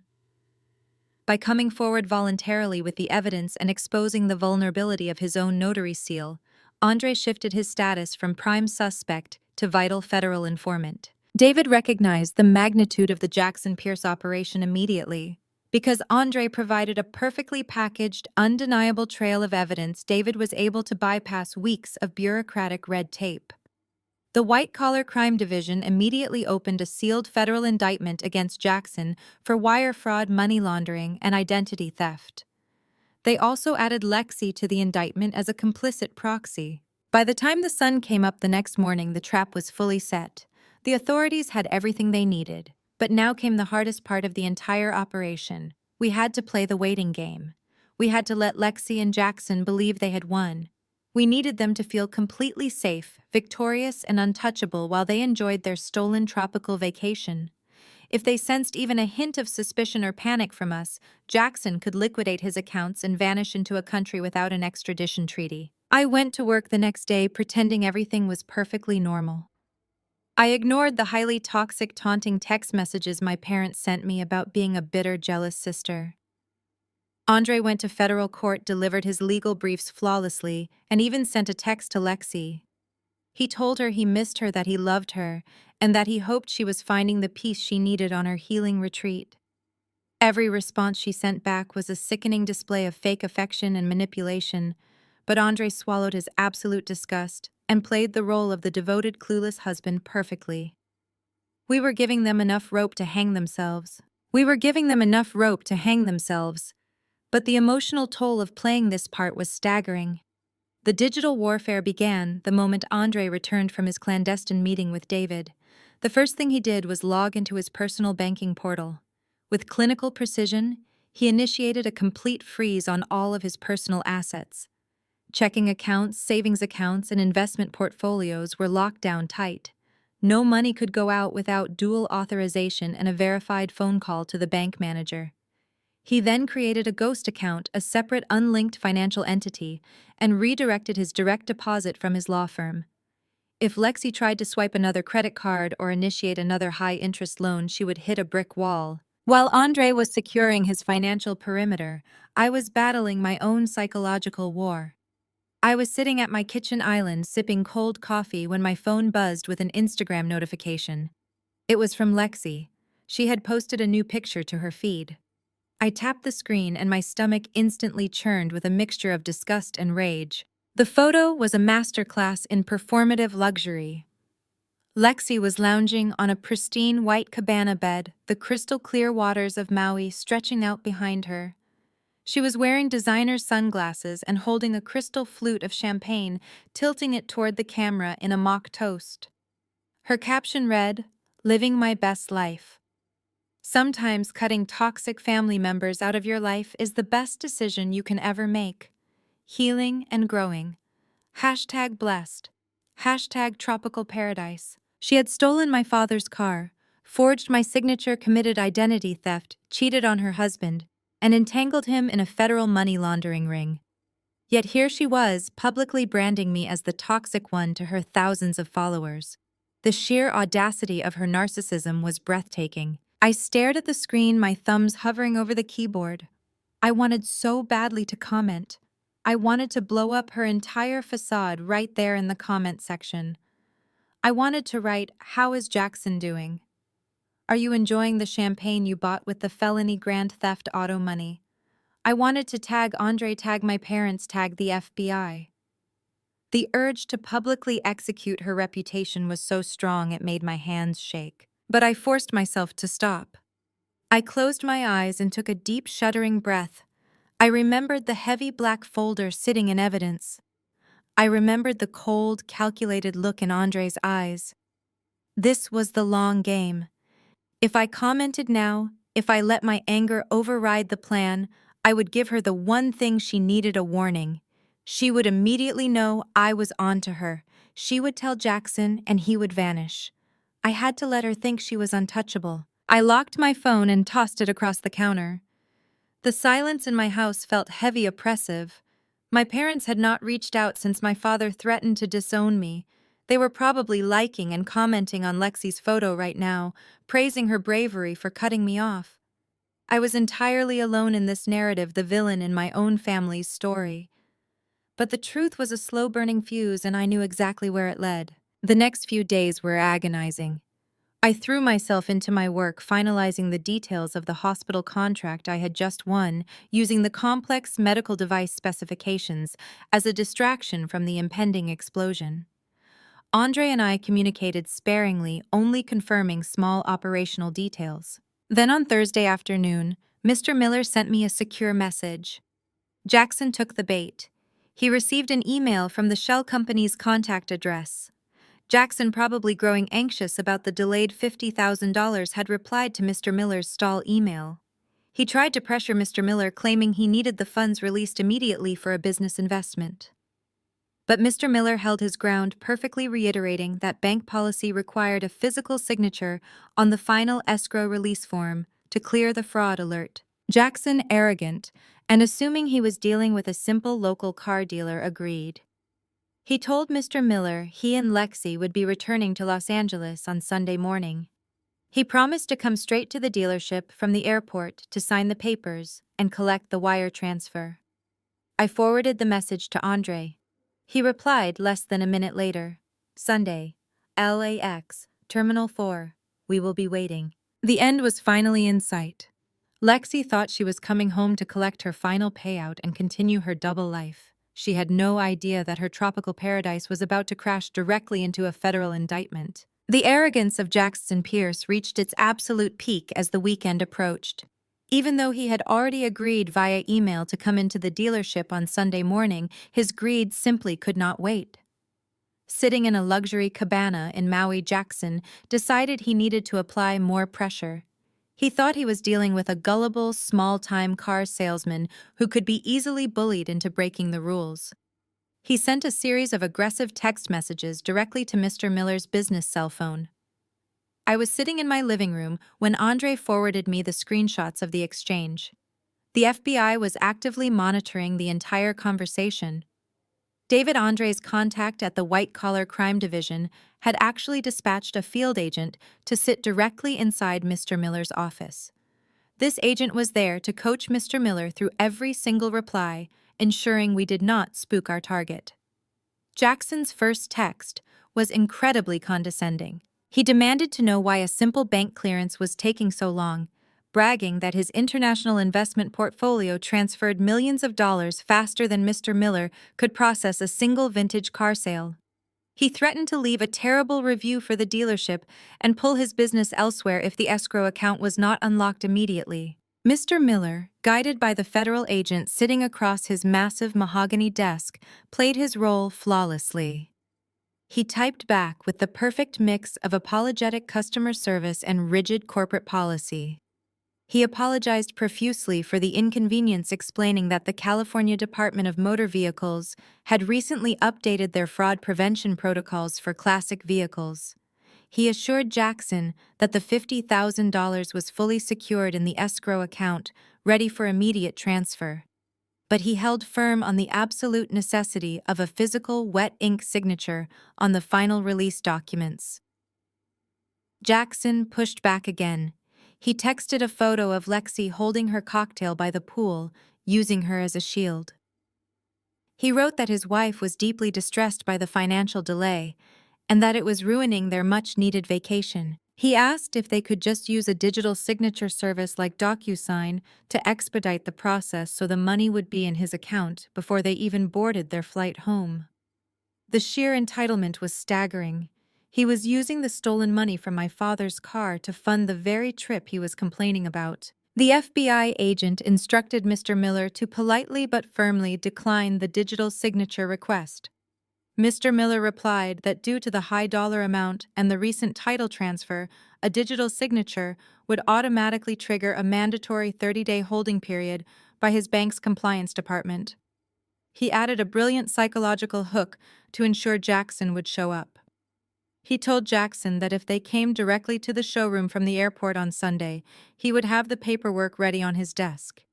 It would take less than 5 minutes to sign, and he would initiate an instant wire transfer right in front of them, complete with a complimentary bottle of premium champagne to make up for the hassle. That was the magic word: free luxury and instant gratification. Jackson's massive ego could not resist the idea of being treated like a VIP. He replied with a simple thumbs-up emoji and confirmed they would arrive at the dealership by noon on Sunday. He had completely swallowed the hook. He truly believed his money laundering operation was a flawless masterpiece. He thought his offshore accounts were full. His legal cover provided by Andre's stolen notary seal was bulletproof, and his final payday was waiting for him on a silver platter. Meanwhile, Andre and I spent Saturday meticulously preparing for the fallout. We knew that when the handcuffs clicked, the shockwaves would tear through what remained of our family. My parents were still blissfully unaware, spending their weekend boasting to their wealthy country club friends about Lexi's glamorous Hawaiian retreat. They were completely blind to the fact that their golden child was about to become a major headline on the evening news.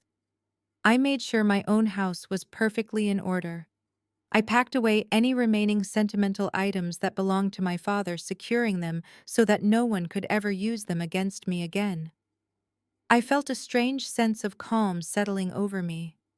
The anger and the panic from earlier in the week had completely burned away, leaving behind a cold, sharp focus. I was no longer the victim of a manipulative sister and an international fraudster. Instead, I was the architect of their downfall. Sunday morning finally arrived with clear blue skies over Los Angeles. The stage was finally set for the ultimate confrontation. We were ready for them. But before that Sunday morning arrived, I had to survive one final agonizing test of my patience. It happened on Friday evening, exactly 48 hours before the trap was scheduled to spring. My parents had unexpectedly invited me over for a formal family dinner. My initial instinct was to ignore the text message completely. After the way my father had threatened to disown me over the phone sitting across a dining table from them sounded like pure torture. But Andre sent me a quick encrypted message urging me to go. He reminded me that we needed to maintain absolute normalcy. If I suddenly cut contact, my parents might sense that something was wrong and warn Lexi. I had to play the part of the defeated, submissive older sister one last time. I arrived at my childhood home at 7 o'clock sharp. The dining room table was set with my mother's expensive china, the crystal wine glasses catching the light from the chandelier overhead.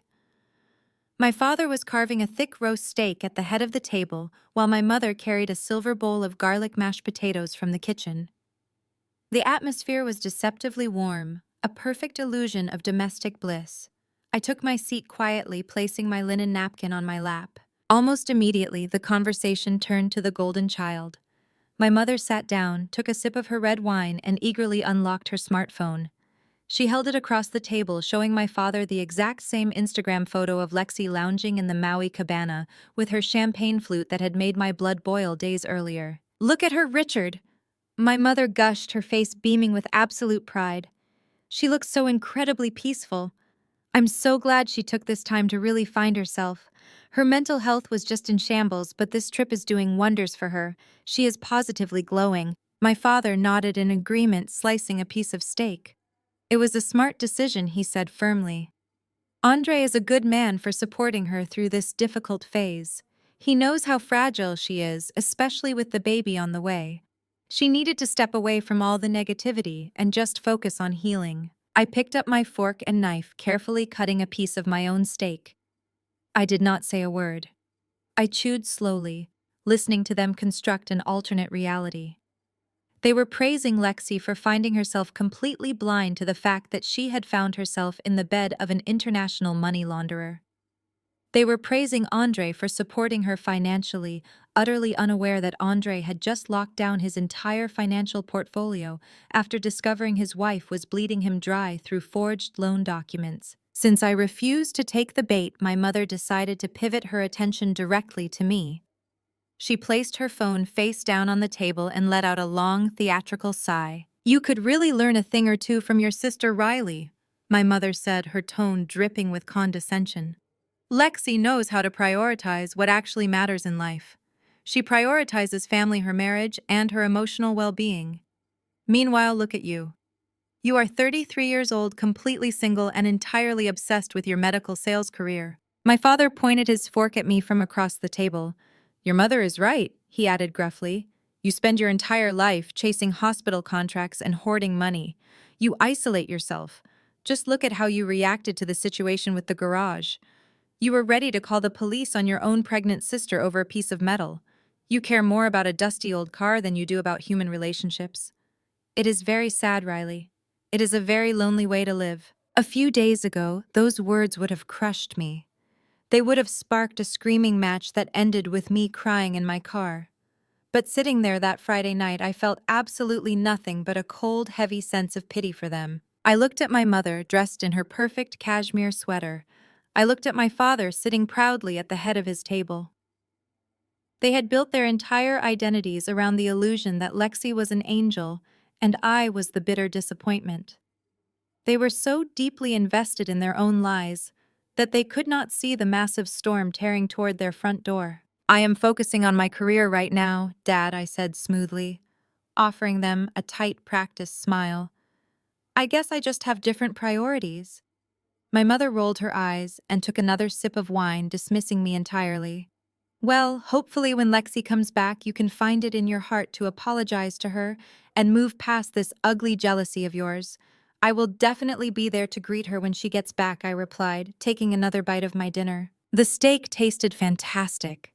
I sat there in the warm dining room, letting them lecture me, letting them praise the thief they raised. I did not need to defend myself. I did not need to scream or cry, because I knew with absolute terrifying certainty that in exactly 48 hours, the golden child they were worshiping would be walking through the arrival terminal at Los Angeles International Airport, right into the arms of federal agents. In 48 hours, the illusion would shatter permanently, and Lexi would be wearing handcuffs. Sunday morning arrived with a thick layer of marine fog rolling off the Pacific Ocean and blanketing Los Angeles International Airport. While the city was just beginning to wake up, our operation was already in full swing. In Hawaii, Lexi and Jackson were boarding their first-class flight back to the mainland. Thanks to the digital tracking David authorized, we knew exactly when they checked their bags and scanned their passes. I sat in the back of an unmarked black surveillance van parked discreetly near the curb of Terminal 4. The interior of the van looked like a high-tech mobile command center. It was lined with glowing monitors, radio equipment, and 4 heavily armed federal agents wearing tactical vests. David sat at the main console monitoring the flight's live telemetry data. Andre sat right next to me on the narrow metal bench. He was dressed in a dark, flawlessly tailored suit, looking every bit the ruthless corporate attorney he was. But the heavy exhaustion that usually clouded his eyes had been completely replaced by a steely, unshakable resolve. He held his phone loosely in his hand, the screen glowing brightly in the dim light of the van. Suddenly his phone vibrated against his palm. He looked down at the screen, a bitter, humorless smile touching his lips. He tilted the phone so I could see the incoming message. It was from Lexi. She had actually paid for the expensive in-flight Wi-Fi, just to send him a text from 30,000 feet in the air. "Cannot wait to see you, honey," the message read. "I feel so refreshed and healed. By the way, let us talk about upgrading my SUV when I get back. I was looking at some new luxury models online, and I really think I need something safer for the baby. Love you so much." The sheer audacity of her text was physically sickening.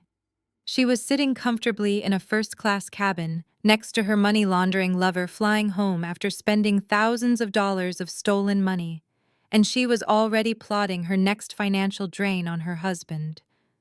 She was using the fake pregnancy as leverage to manipulate him into buying a luxury vehicle the moment her feet touched the ground. Andre stared at the glowing message for a long, heavy moment. He did not type out an emotional reply or call her out on her lies. He simply tapped the screen once, sending a single bright yellow thumbs-up emoji. Then he locked his phone and slipped it calmly into his inner suit jacket pocket. "That is the absolute last time she will ever ask me for anything," Andre said softly, his voice completely devoid of any warmth. David turned around from the main security monitor, pulling one side of his headset off. "Flight tracking shows they are beginning their final descent," he announced to the interior of the van. "The plane will be on the tarmac in exactly 20 minutes. Teams 1 and 2 get into position at the arrival gates right now.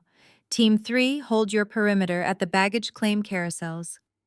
Nobody moves until they have their luggage firmly in hand and they are walking toward the main exit doors." The radios in the dark van crackled to life as the undercover teams stationed inside the terminal confirmed their assigned positions. The tension in the confined space was thick enough to cut with a knife.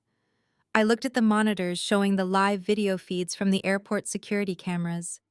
I could see the massive crowds of innocent travelers holding welcome signs, waiting for loved ones. They had absolutely no idea that a federal takedown was about to unfold right in the middle of their Sunday morning. I thought about my parents eagerly expecting Lexi to call them later that afternoon, with beautiful stories about her spiritual healing journey. I thought about the envelope with $5,000 dirty dollars Lexi had arrogantly thrown at my feet. I thought about the empty, silent space in my garage, where my father's absolute pride and joy used to sit.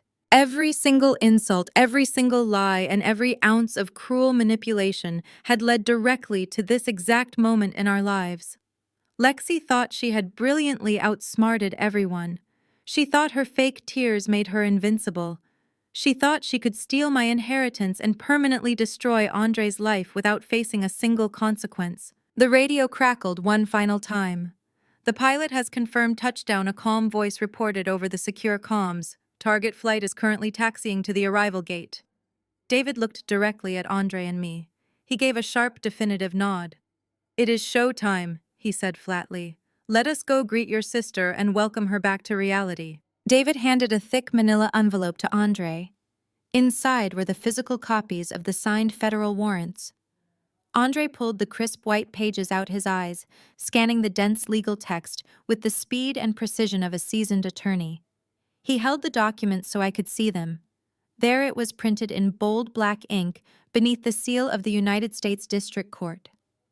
The charges were listed one after another, an overwhelming cascade of felony offenses: grand theft auto, identity theft, wire fraud, international money laundering.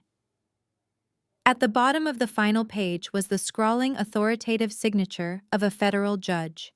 The reality of those papers was staggering.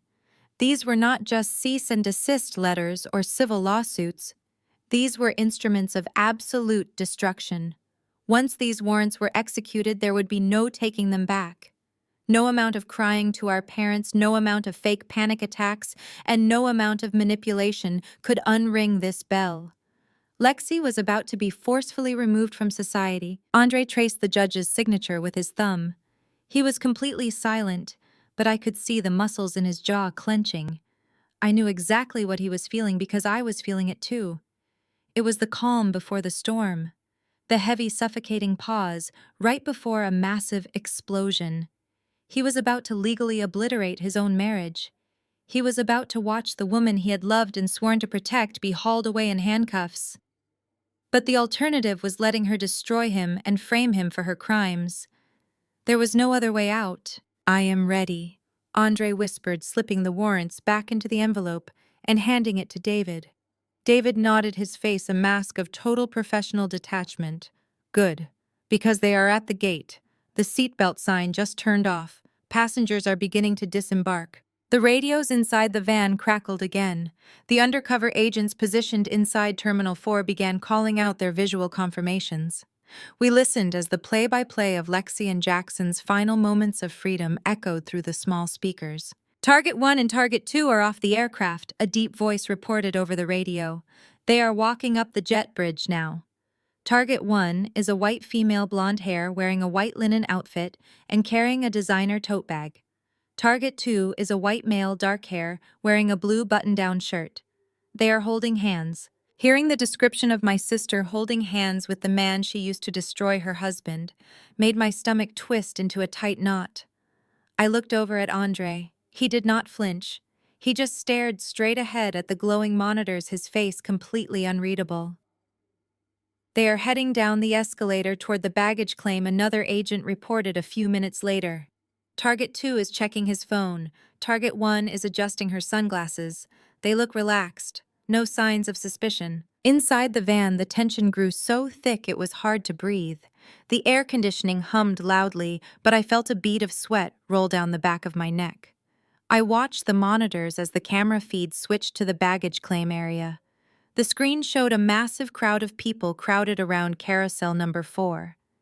Then I saw them. Lexi and Jackson walked right into the center of the frame.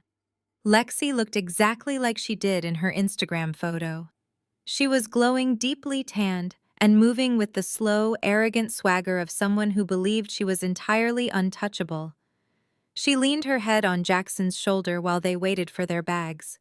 Jackson looked equally smug, checking his expensive watch, probably counting down the minutes until he could get to the dealership and claim his $50,000. Target 2 has retrieved their luggage. The radio crackled. 2 large black hard-shell suitcases. They are moving toward the main exit doors. David stood up from his chair. He grabbed his tactical jacket and turned to us. Let us go. The heavy sliding door of the van opened, letting in the bright morning sunlight and the deafening roar of jet engines. Andre and I stepped out onto the concrete pavement of the arrival curb. The warm Los Angeles air hit my face, but I felt freezing cold. We fell into step right behind David and his team of federal agents, walking briskly toward the sliding glass doors of the terminal. This was it, the point of no return. We pushed forcefully through the heavy glass doors and stepped into the massive, chaotic hall of the baggage claim.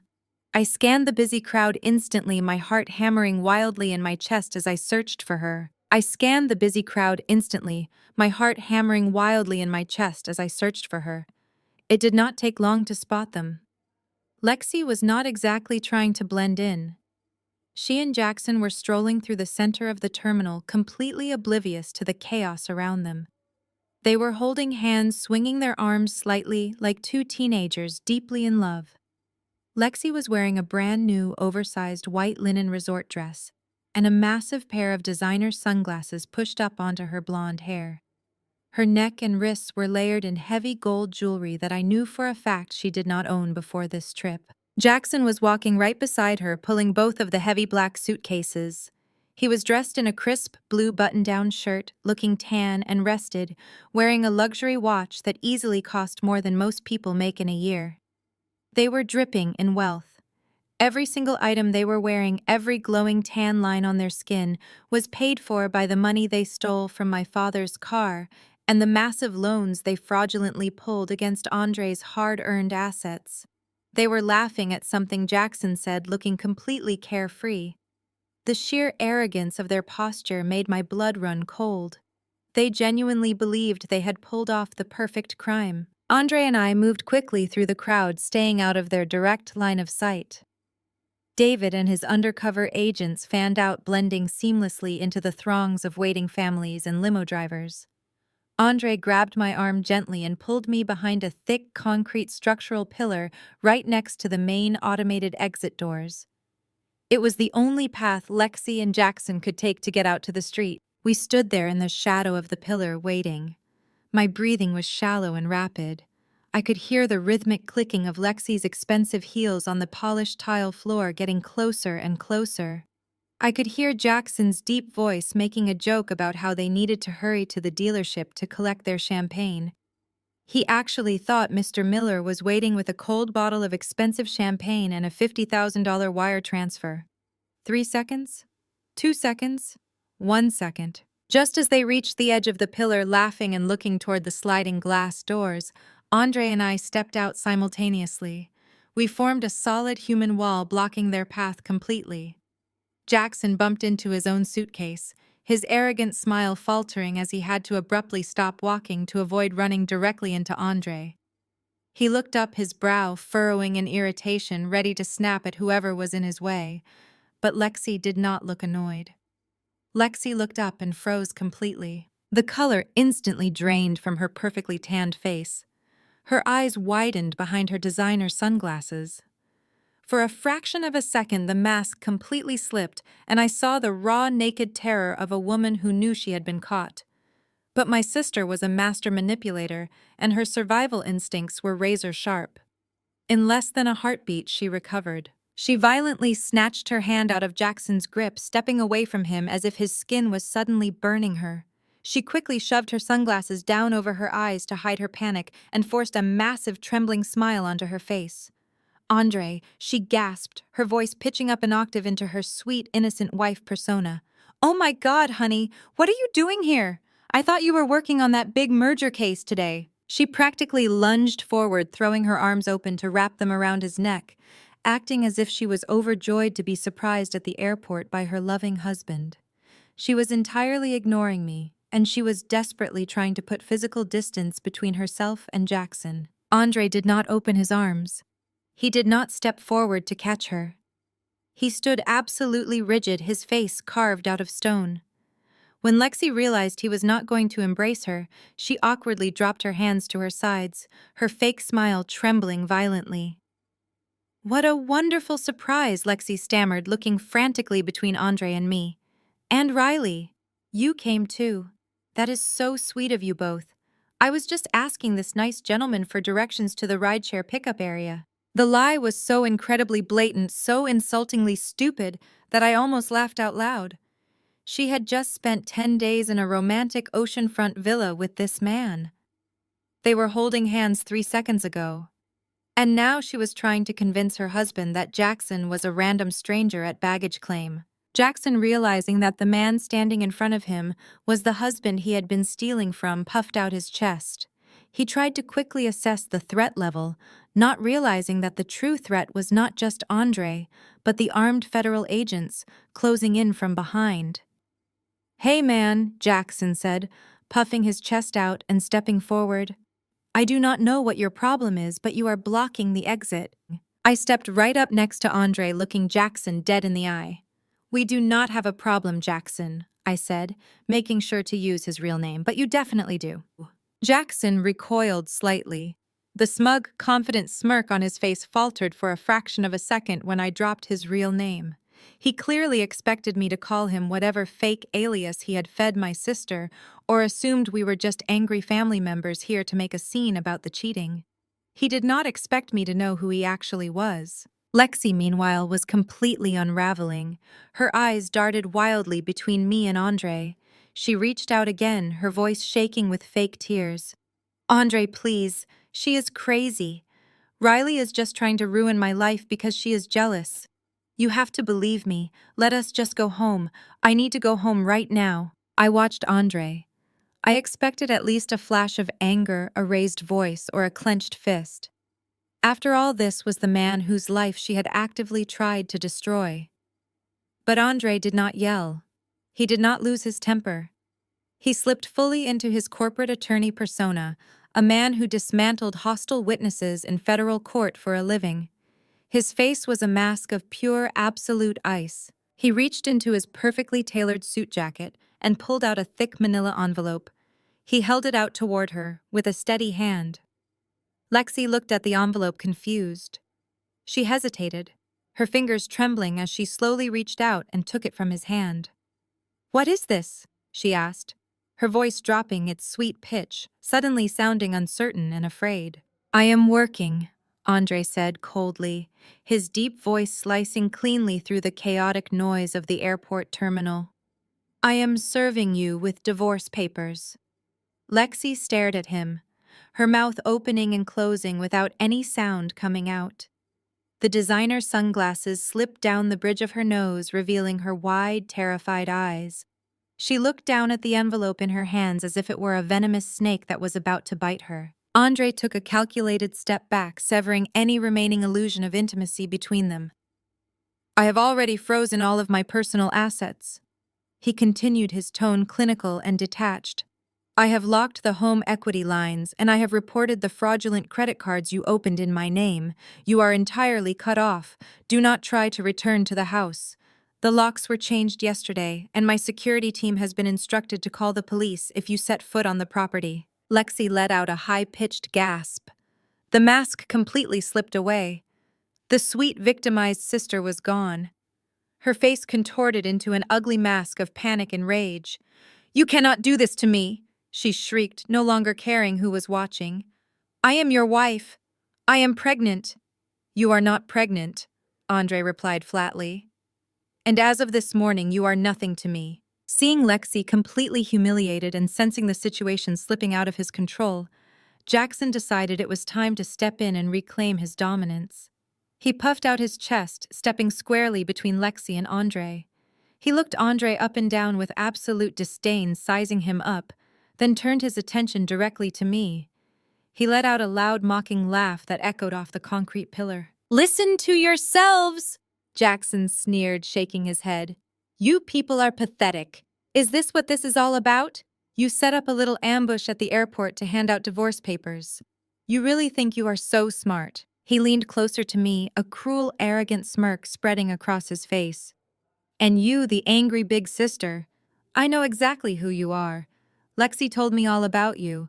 You are mad about the little vintage car, right? Well, you are too late. The paperwork is signed. The car is sitting on a dealership lot, and the money is sitting safely in my escrow account. I am going to pick up my $50,000 right now, and there is absolutely nothing you can do about it.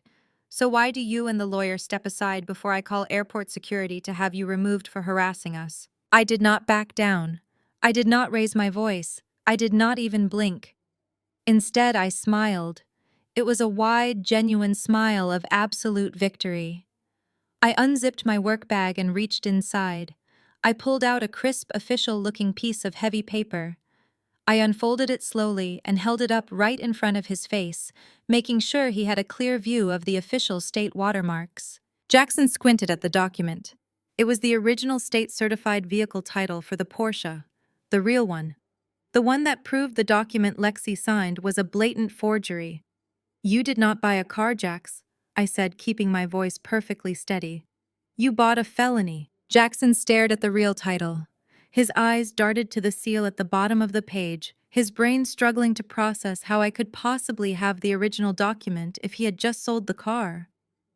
The arrogant smirk melted off his face, replaced by a sudden sharp realization that he had walked blindly into a trap. What is that? Lexi demanded, stepping out from behind him, her voice shrill and panicked. That is the proof that you committed grand theft, auto and identity theft, I answered, looking right at her. Mr. Miller sends his regards, by the way. He never wired the money. He stalled you so we could get the federal warrants signed. Federal warrants. The words hit Jackson like a physical blow. He finally realized who he was actually dealing with. He dropped the handles of the heavy black suitcases and instinctively took a step backward toward the sliding glass doors. Jackson realized the federal warrants were not an idle threat. He bumped into the thick glass of the sliding doors, abandoning his heavy black suitcases entirely. He looked left, then right, his eyes darting frantically across the busy terminal as he calculated the distance to the curbside pickup lane. His survival instinct kicked in, telling him to run, to vanish into the morning traffic. But he never even made it past the automatic sensors. Before Jackson could pivot his expensive leather shoes to flee, David gave a sharp, almost imperceptible nod. Out of the chaotic crowd of innocent travelers, 4 plainclothes FBI agents materialized like ghosts. They moved with terrifying speed, tactical precision, and overwhelming force. 2 fully uniformed state police officers flanked them, their hands resting firmly on their duty belts. The element of surprise was absolute. Federal agents do not move. David commanded, his deep voice, booming with authority, slicing right through the ambient noise of the baggage claim. Jackson panicked. The arrogant con artist who thought he had outsmarted everyone suddenly realized he was totally cornered. He tried to shove past the first agent, blocking his path, throwing a desperate elbow. It was a massive mistake. The agent instantly overpowered him. A heavy hand grabbed the collar of his crisp blue button-down shirt, spinning him around violently. He was slammed face first against the thick concrete wall with a sickening thud. The sound of his body hitting the stone echoed loudly, causing a wave of gasps from the nearby passengers, who rapidly backed away from the scene to form a wide circle around us. "Get your hands off me," Jackson yelled. His voice muffled against the concrete as he struggled against the weight of the 2 agents pinning him down. "Do you know who I am? You have no right to do this. I want my lawyer right now." "We know exactly who you are, Jackson." "Pierce," David replied calmly, stepping up right behind the struggling fugitive. The sharp metallic click of steel handcuffs snapping shut around Jackson's wrists sounded like a gunshot in the tense terminal. "You are under arrest for federal wire fraud, identity theft, and operating an international money laundering syndicate. Anything you say can and will be used against you in a court of law." Lexi stood frozen in place, utterly paralyzed. She watched her wealthy, untouchable lover get manhandled, stripped of his dignity, and chained like a common criminal. Her brand-new designer tote bag slipped from her shoulder, hitting the floor and spilling her expensive makeup across the tiles. The reality of the situation finally pierced through her impenetrable delusion. The fantasy of her tropical getaway was shattering into a million pieces right in front of her eyes. She spun around to face Andre, her eyes wide with absolute terror. The glowing tan had completely drained from her face, leaving her pale and trembling. "Andre, do something," she shrieked, launching herself forward and grabbing his suit jacket with both hands. Her voice was hysterical, completely devoid of the sweet, manipulative tone she always used. "Tell them to stop. You are a corporate attorney. Tell them they cannot do this to us. Call the senior partners at your firm. Get an injunction. Do your job and protect your wife." She was shaking him, genuinely demanding that the man she had systematically betrayed, the man whose career she had actively tried to destroy with forged documents, step in and save her from the consequences of her own crimes. Even in the face of federal agents, she still believed her title as his wife was a magic shield that required him to blindly defend her. Andre looked down at her hands, gripping his lapels. He did not yell. He did not show an ounce of pity. He simply reached up, grabbed her wrists, and forcefully peeled her fingers off his suit. He stepped back, smoothing the fabric of his jacket with calculated precision. "I am a corporate attorney," Andre said, his voice dropping to a low, unforgiving register that chilled the air around us. "But I am not your attorney. In fact, Lexi, I am the federal whistleblower who handed them the flash drive you left hidden in Riley's car. I gave them my secure server logs. I gave them the high-definition security footage of you planting the evidence at the dealership. I am the reason they are here." Lexi staggered backward, as if he had physically struck her in the chest. Her jaw dropped open. A small, pathetic gasp escaped her throat as the ultimate betrayal finally registered in her mind. He knew everything. He had played her perfectly. She turned her head slowly to look at me, searching for any sign of sisterly mercy. I offered her nothing but a cold, steady stare. A female state police officer stepped directly into Lexi's line of sight, blocking me from her view. She grabbed Lexi's arm, spinning her around firmly but professionally. "Lexi Bennett," the officer stated, her voice clear and authoritative. "You are under arrest for grand theft auto and felony identity theft. Put your hands behind your back." For a second, Lexi just stared at the officer, unable to process the command. She had never been given a direct order by an authority figure in her entire privileged life. She was the golden child, the one whose parents always shielded her from consequences. She instinctively tried to pull her arm away, a reflex born of pure entitlement. The female state police officer did not play games. She grabbed Lexi by the wrist, applying a swift pressure that immediately spun my sister around. Lexi let out a sharp, indignant yelp of pain as both of her arms were forcefully pulled behind her back. The metallic ratcheting sound of the heavy steel handcuffs clicking into place echoed sharply off the concrete walls. It was the sound of absolute finality. The illusion of her perfect life shattered into a million pieces right there on the terminal floor. Realizing that her husband had completely abandoned her, Lexi twisted her neck, looking frantically over her shoulder at me. I was her last resort. "Riley, please," she sobbed, her voice cracking as actual tears finally streamed down her face, instantly ruining her expensive makeup.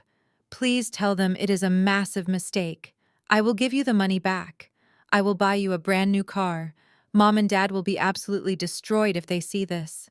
Please, I am your little sister. You are supposed to protect me." I did not feel a single ounce of pity. I walked slowly toward her, stopping just inches away from her face. I looked at the heavy gold jewelry around her neck, paid for by the violation of my home and my father's legacy. "You broke into my house," I said, my voice barely above a whisper, carrying enough ice to freeze the air between us. "You stole the last piece of our father I had left in this world. You forged my signature, and you dragged an innocent, hard-working man into an international federal crime ring just so you could sip champagne on a beach." I paused, letting the crushing weight of my words settle over her. "When I stood in my empty driveway and asked you where my car was, you threw $5,000 dirty dollars at my feet. You told me to get over it." I leaned in even closer, looking directly into her terrified, bloodshot eyes. "Now you can get over 10 to 15 years in state prison." Lexi let out a gut-wrenching wail, her knees buckling completely. The officer had to hold her up firmly by the bicep to keep her from collapsing. But the worst punishment for Lexi was not the cold steel of the handcuffs or even my words. It was the crowd surrounding us. We were standing in the middle of one of the busiest international terminals in the world. A massive, tight circle of travelers had formed around our group. Every single one of them had their smartphone out. Lexi, the woman who spent hours curating her flawless social media image, who had just posted a smug photo bragging about cutting toxic people out of her life, was now the main attraction in dozens of viral videos. The bright flashes of cell phone cameras illuminated her panicked, sobbing face. People were whispering and recording every single second of her humiliation. She tried to turn her head, desperately trying to hide from the lenses, but with her hands cuffed securely behind her back, she was completely exposed to the ruthless judgment of the public. Meanwhile, another federal agent was cataloging the evidence. He picked up the pristine white designer tote bag Lexi had dropped. "Wait, no!" Lexi cried out, struggling weakly. "That is my bag. My wallet and phone are in there. You cannot take my personal property." David, the senior FBI investigator, stepped forward. "Actually, Mrs. Bennett, we can," he stated firmly. "Under federal asset forfeiture laws, any property purchased with the proceeds of illegal money laundering is subject to immediate government seizure. That includes your designer bag, your expensive jewelry, those 2 heavy suitcases your boyfriend abandoned, and every piece of clothing inside them. You are officially leaving this airport with absolutely nothing but the clothes on your back." Lexi looked at Andre one last time, a final desperate plea for her husband to wake up and rescue her. But Andre had already turned his back, completely indifferent to her existence. The state police officer tugged firmly on Lexi's arm. "Let us go," the officer commanded. Lexi was forced to walk forward, stumbling slightly in her expensive heels. She was paraded through the massive crowd of onlookers, the bright screens of their phones recording her absolute destruction. I stood next to Andre, watching Lexi being led out into the bright Los Angeles sunlight and placed into the back of a waiting police cruiser. The heavy metal door slammed shut behind her, officially sealing her fate and ending her reign of manipulation forever. It has been exactly 1 month since that heavy metal door slammed shut. The fallout was swift and absolute. The viral videos of Lexi weeping in handcuffs, while her fake billionaire boyfriend got pinned to a concrete wall, spread across social media like wildfire. It did not take long for my parents' wealthy, exclusive country club circle to see the footage. The social ruin they experienced was instantaneous. Their friends stopped calling. Their dinner invitations vanished. The pristine, perfect family image they had spent decades cultivating was entirely reduced to a punchline on the internet. I was pouring myself a cup of coffee on a quiet Tuesday morning when my doorbell rang. I checked the security camera monitor in the kitchen. My mother and father were standing on my front porch. They looked like they had aged 10 years in 4 weeks. My mother was not wearing her usual immaculate cashmere. She looked disheveled, her posture slumped and her eyes puffy and dark. My father stood next to her, completely lacking the authoritative, intimidating presence he usually carried. I opened the front door, leaving the heavy iron security screen locked firmly between us. "Riley, please!" My mother pleaded instantly, her voice breaking into a desperate sob. "You have to help us. Lexi is terrified. She is sitting in a county jail cell, waiting for her federal arraignment. The lawyers are saying she could face a decade in prison. You have to call the district attorney. You have to drop the charges for the car. If you drop the state charges, maybe the federal judge will show her some leniency." I looked at them, feeling absolutely nothing. Even now, after everything Lexi had done, they were still trying to manipulate me into saving her. They did not care about the agony she caused Andre. They did not care about the severe violation of my home or the theft of my identity. They only cared about erasing the humiliating stain on their reputation. "I cannot drop federal charges, Mom," I said calmly, looking her dead in the eye. "The United States government is prosecuting her for money laundering and wire fraud. My stolen car is just one piece of evidence in a massive federal indictment. But even if I could drop the charges, I absolutely would not do it." My father stepped forward, his face turning red. "She is your sister," he demanded, a pathetic, weak echo of his former aggression. "You are destroying this family." "No, Dad," I corrected him, my voice steady and cold as steel. "Lexi destroyed this family the second she decided her greed was more important than my livelihood and her husband's freedom. And you two destroyed this family when you defended a criminal and threatened to disown me for telling the truth. I am not your scapegoat anymore.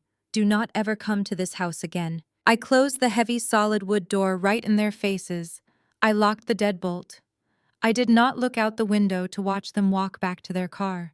I walked back into my kitchen, took a sip of my coffee, and felt a profound, incredible weight lift off my shoulders. I was officially free. Andre is doing incredibly well. Because he provided the evidence and secured whistleblower status, the federal authorities and the State Bar Association completely cleared his name.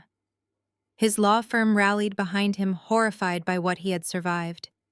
He expedited his divorce proceedings while Lexi was sitting in a jail cell, unable to fight back or manipulate the narrative. He legally severed all financial ties, protected his assets, and is thriving as a senior partner. We still meet up for lunch sometimes, two survivors who walked out of the exact same burning building and lived to tell the tale. Later that same afternoon, a flatbed tow truck pulled up to my driveway. Mr. Miller stepped out of the cab with a massive smile on his weathered face. The FBI had finally released my property from evidence, and Mr. Miller had taken it back to his dealership to give it a full premium detail service free of charge. He backed the vintage silver 1986 Porsche 911 down the ramp. It gleamed brilliantly in the bright California sun. The engine purred perfectly, just the way my father left it. "Thank you for everything," I told him as he handed me the keys. I slid into the driver's seat. The familiar smell of old leather and motor oil wrapped around me like a warm embrace. I pulled out of the driveway and headed straight for the Pacific Coast Highway. The ocean breeze blew through the open windows as I shifted through the gears, the engine roaring beautifully against the backdrop of the crashing waves. I watched the sun begin to set over the water, casting brilliant shades of gold across the horizon. I was 33 years old, financially secure, deeply successful in my career, and finally at peace. Family isn't blood, it's respect. Have you ever had to legally destroy a toxic relative to save yourself? Let me know in the comments. In the story of Riley and her toxic sister Lexi, we are confronted with a harsh but incredibly necessary truth. Shared DNA is never a free pass for abuse, manipulation, or criminal behavior. Society often conditions us to believe that family is everything and that we must unconditionally forgive our relatives, no matter how egregious their actions might be. Riley's parents perfectly embodied this toxic enabler mindset, demanding that Riley swallow a massive financial and emotional betrayal simply to maintain a fragile illusion of peace. However, the narrative vividly illustrates the absolute danger of this mentality. By continuously shielding Lexi from the natural consequences of her actions, her parents did not save her. They actually emboldened her to commit life-altering felonies and completely destroy her own marriage. True love within a family requires honesty and accountability, not blind protection. When we allow toxic relatives to repeatedly trample our boundaries under the guise of blood ties, we not only compromise our own mental health and financial security, but we also allow their destructive behaviors to escalate beyond repair. Riley's challenging journey teaches us the profound power of establishing ironclad boundaries. She had to mourn the supportive family she wished she had in order to protect the peaceful, successful life she had painstakingly built for herself. Choosing your own well-being over a toxic family member is not an act of malice. It is an act of absolute self-preservation. Sometimes walking away from those who share your last name is the only way to retain your sanity, your dignity, and your future. We must learn to surround ourselves with people who genuinely respect us, rather than those who continually exploit our loyalty. If you have ever had to draw a hard boundary with a toxic relative to protect your own peace, please share your empowering experience in the comments below.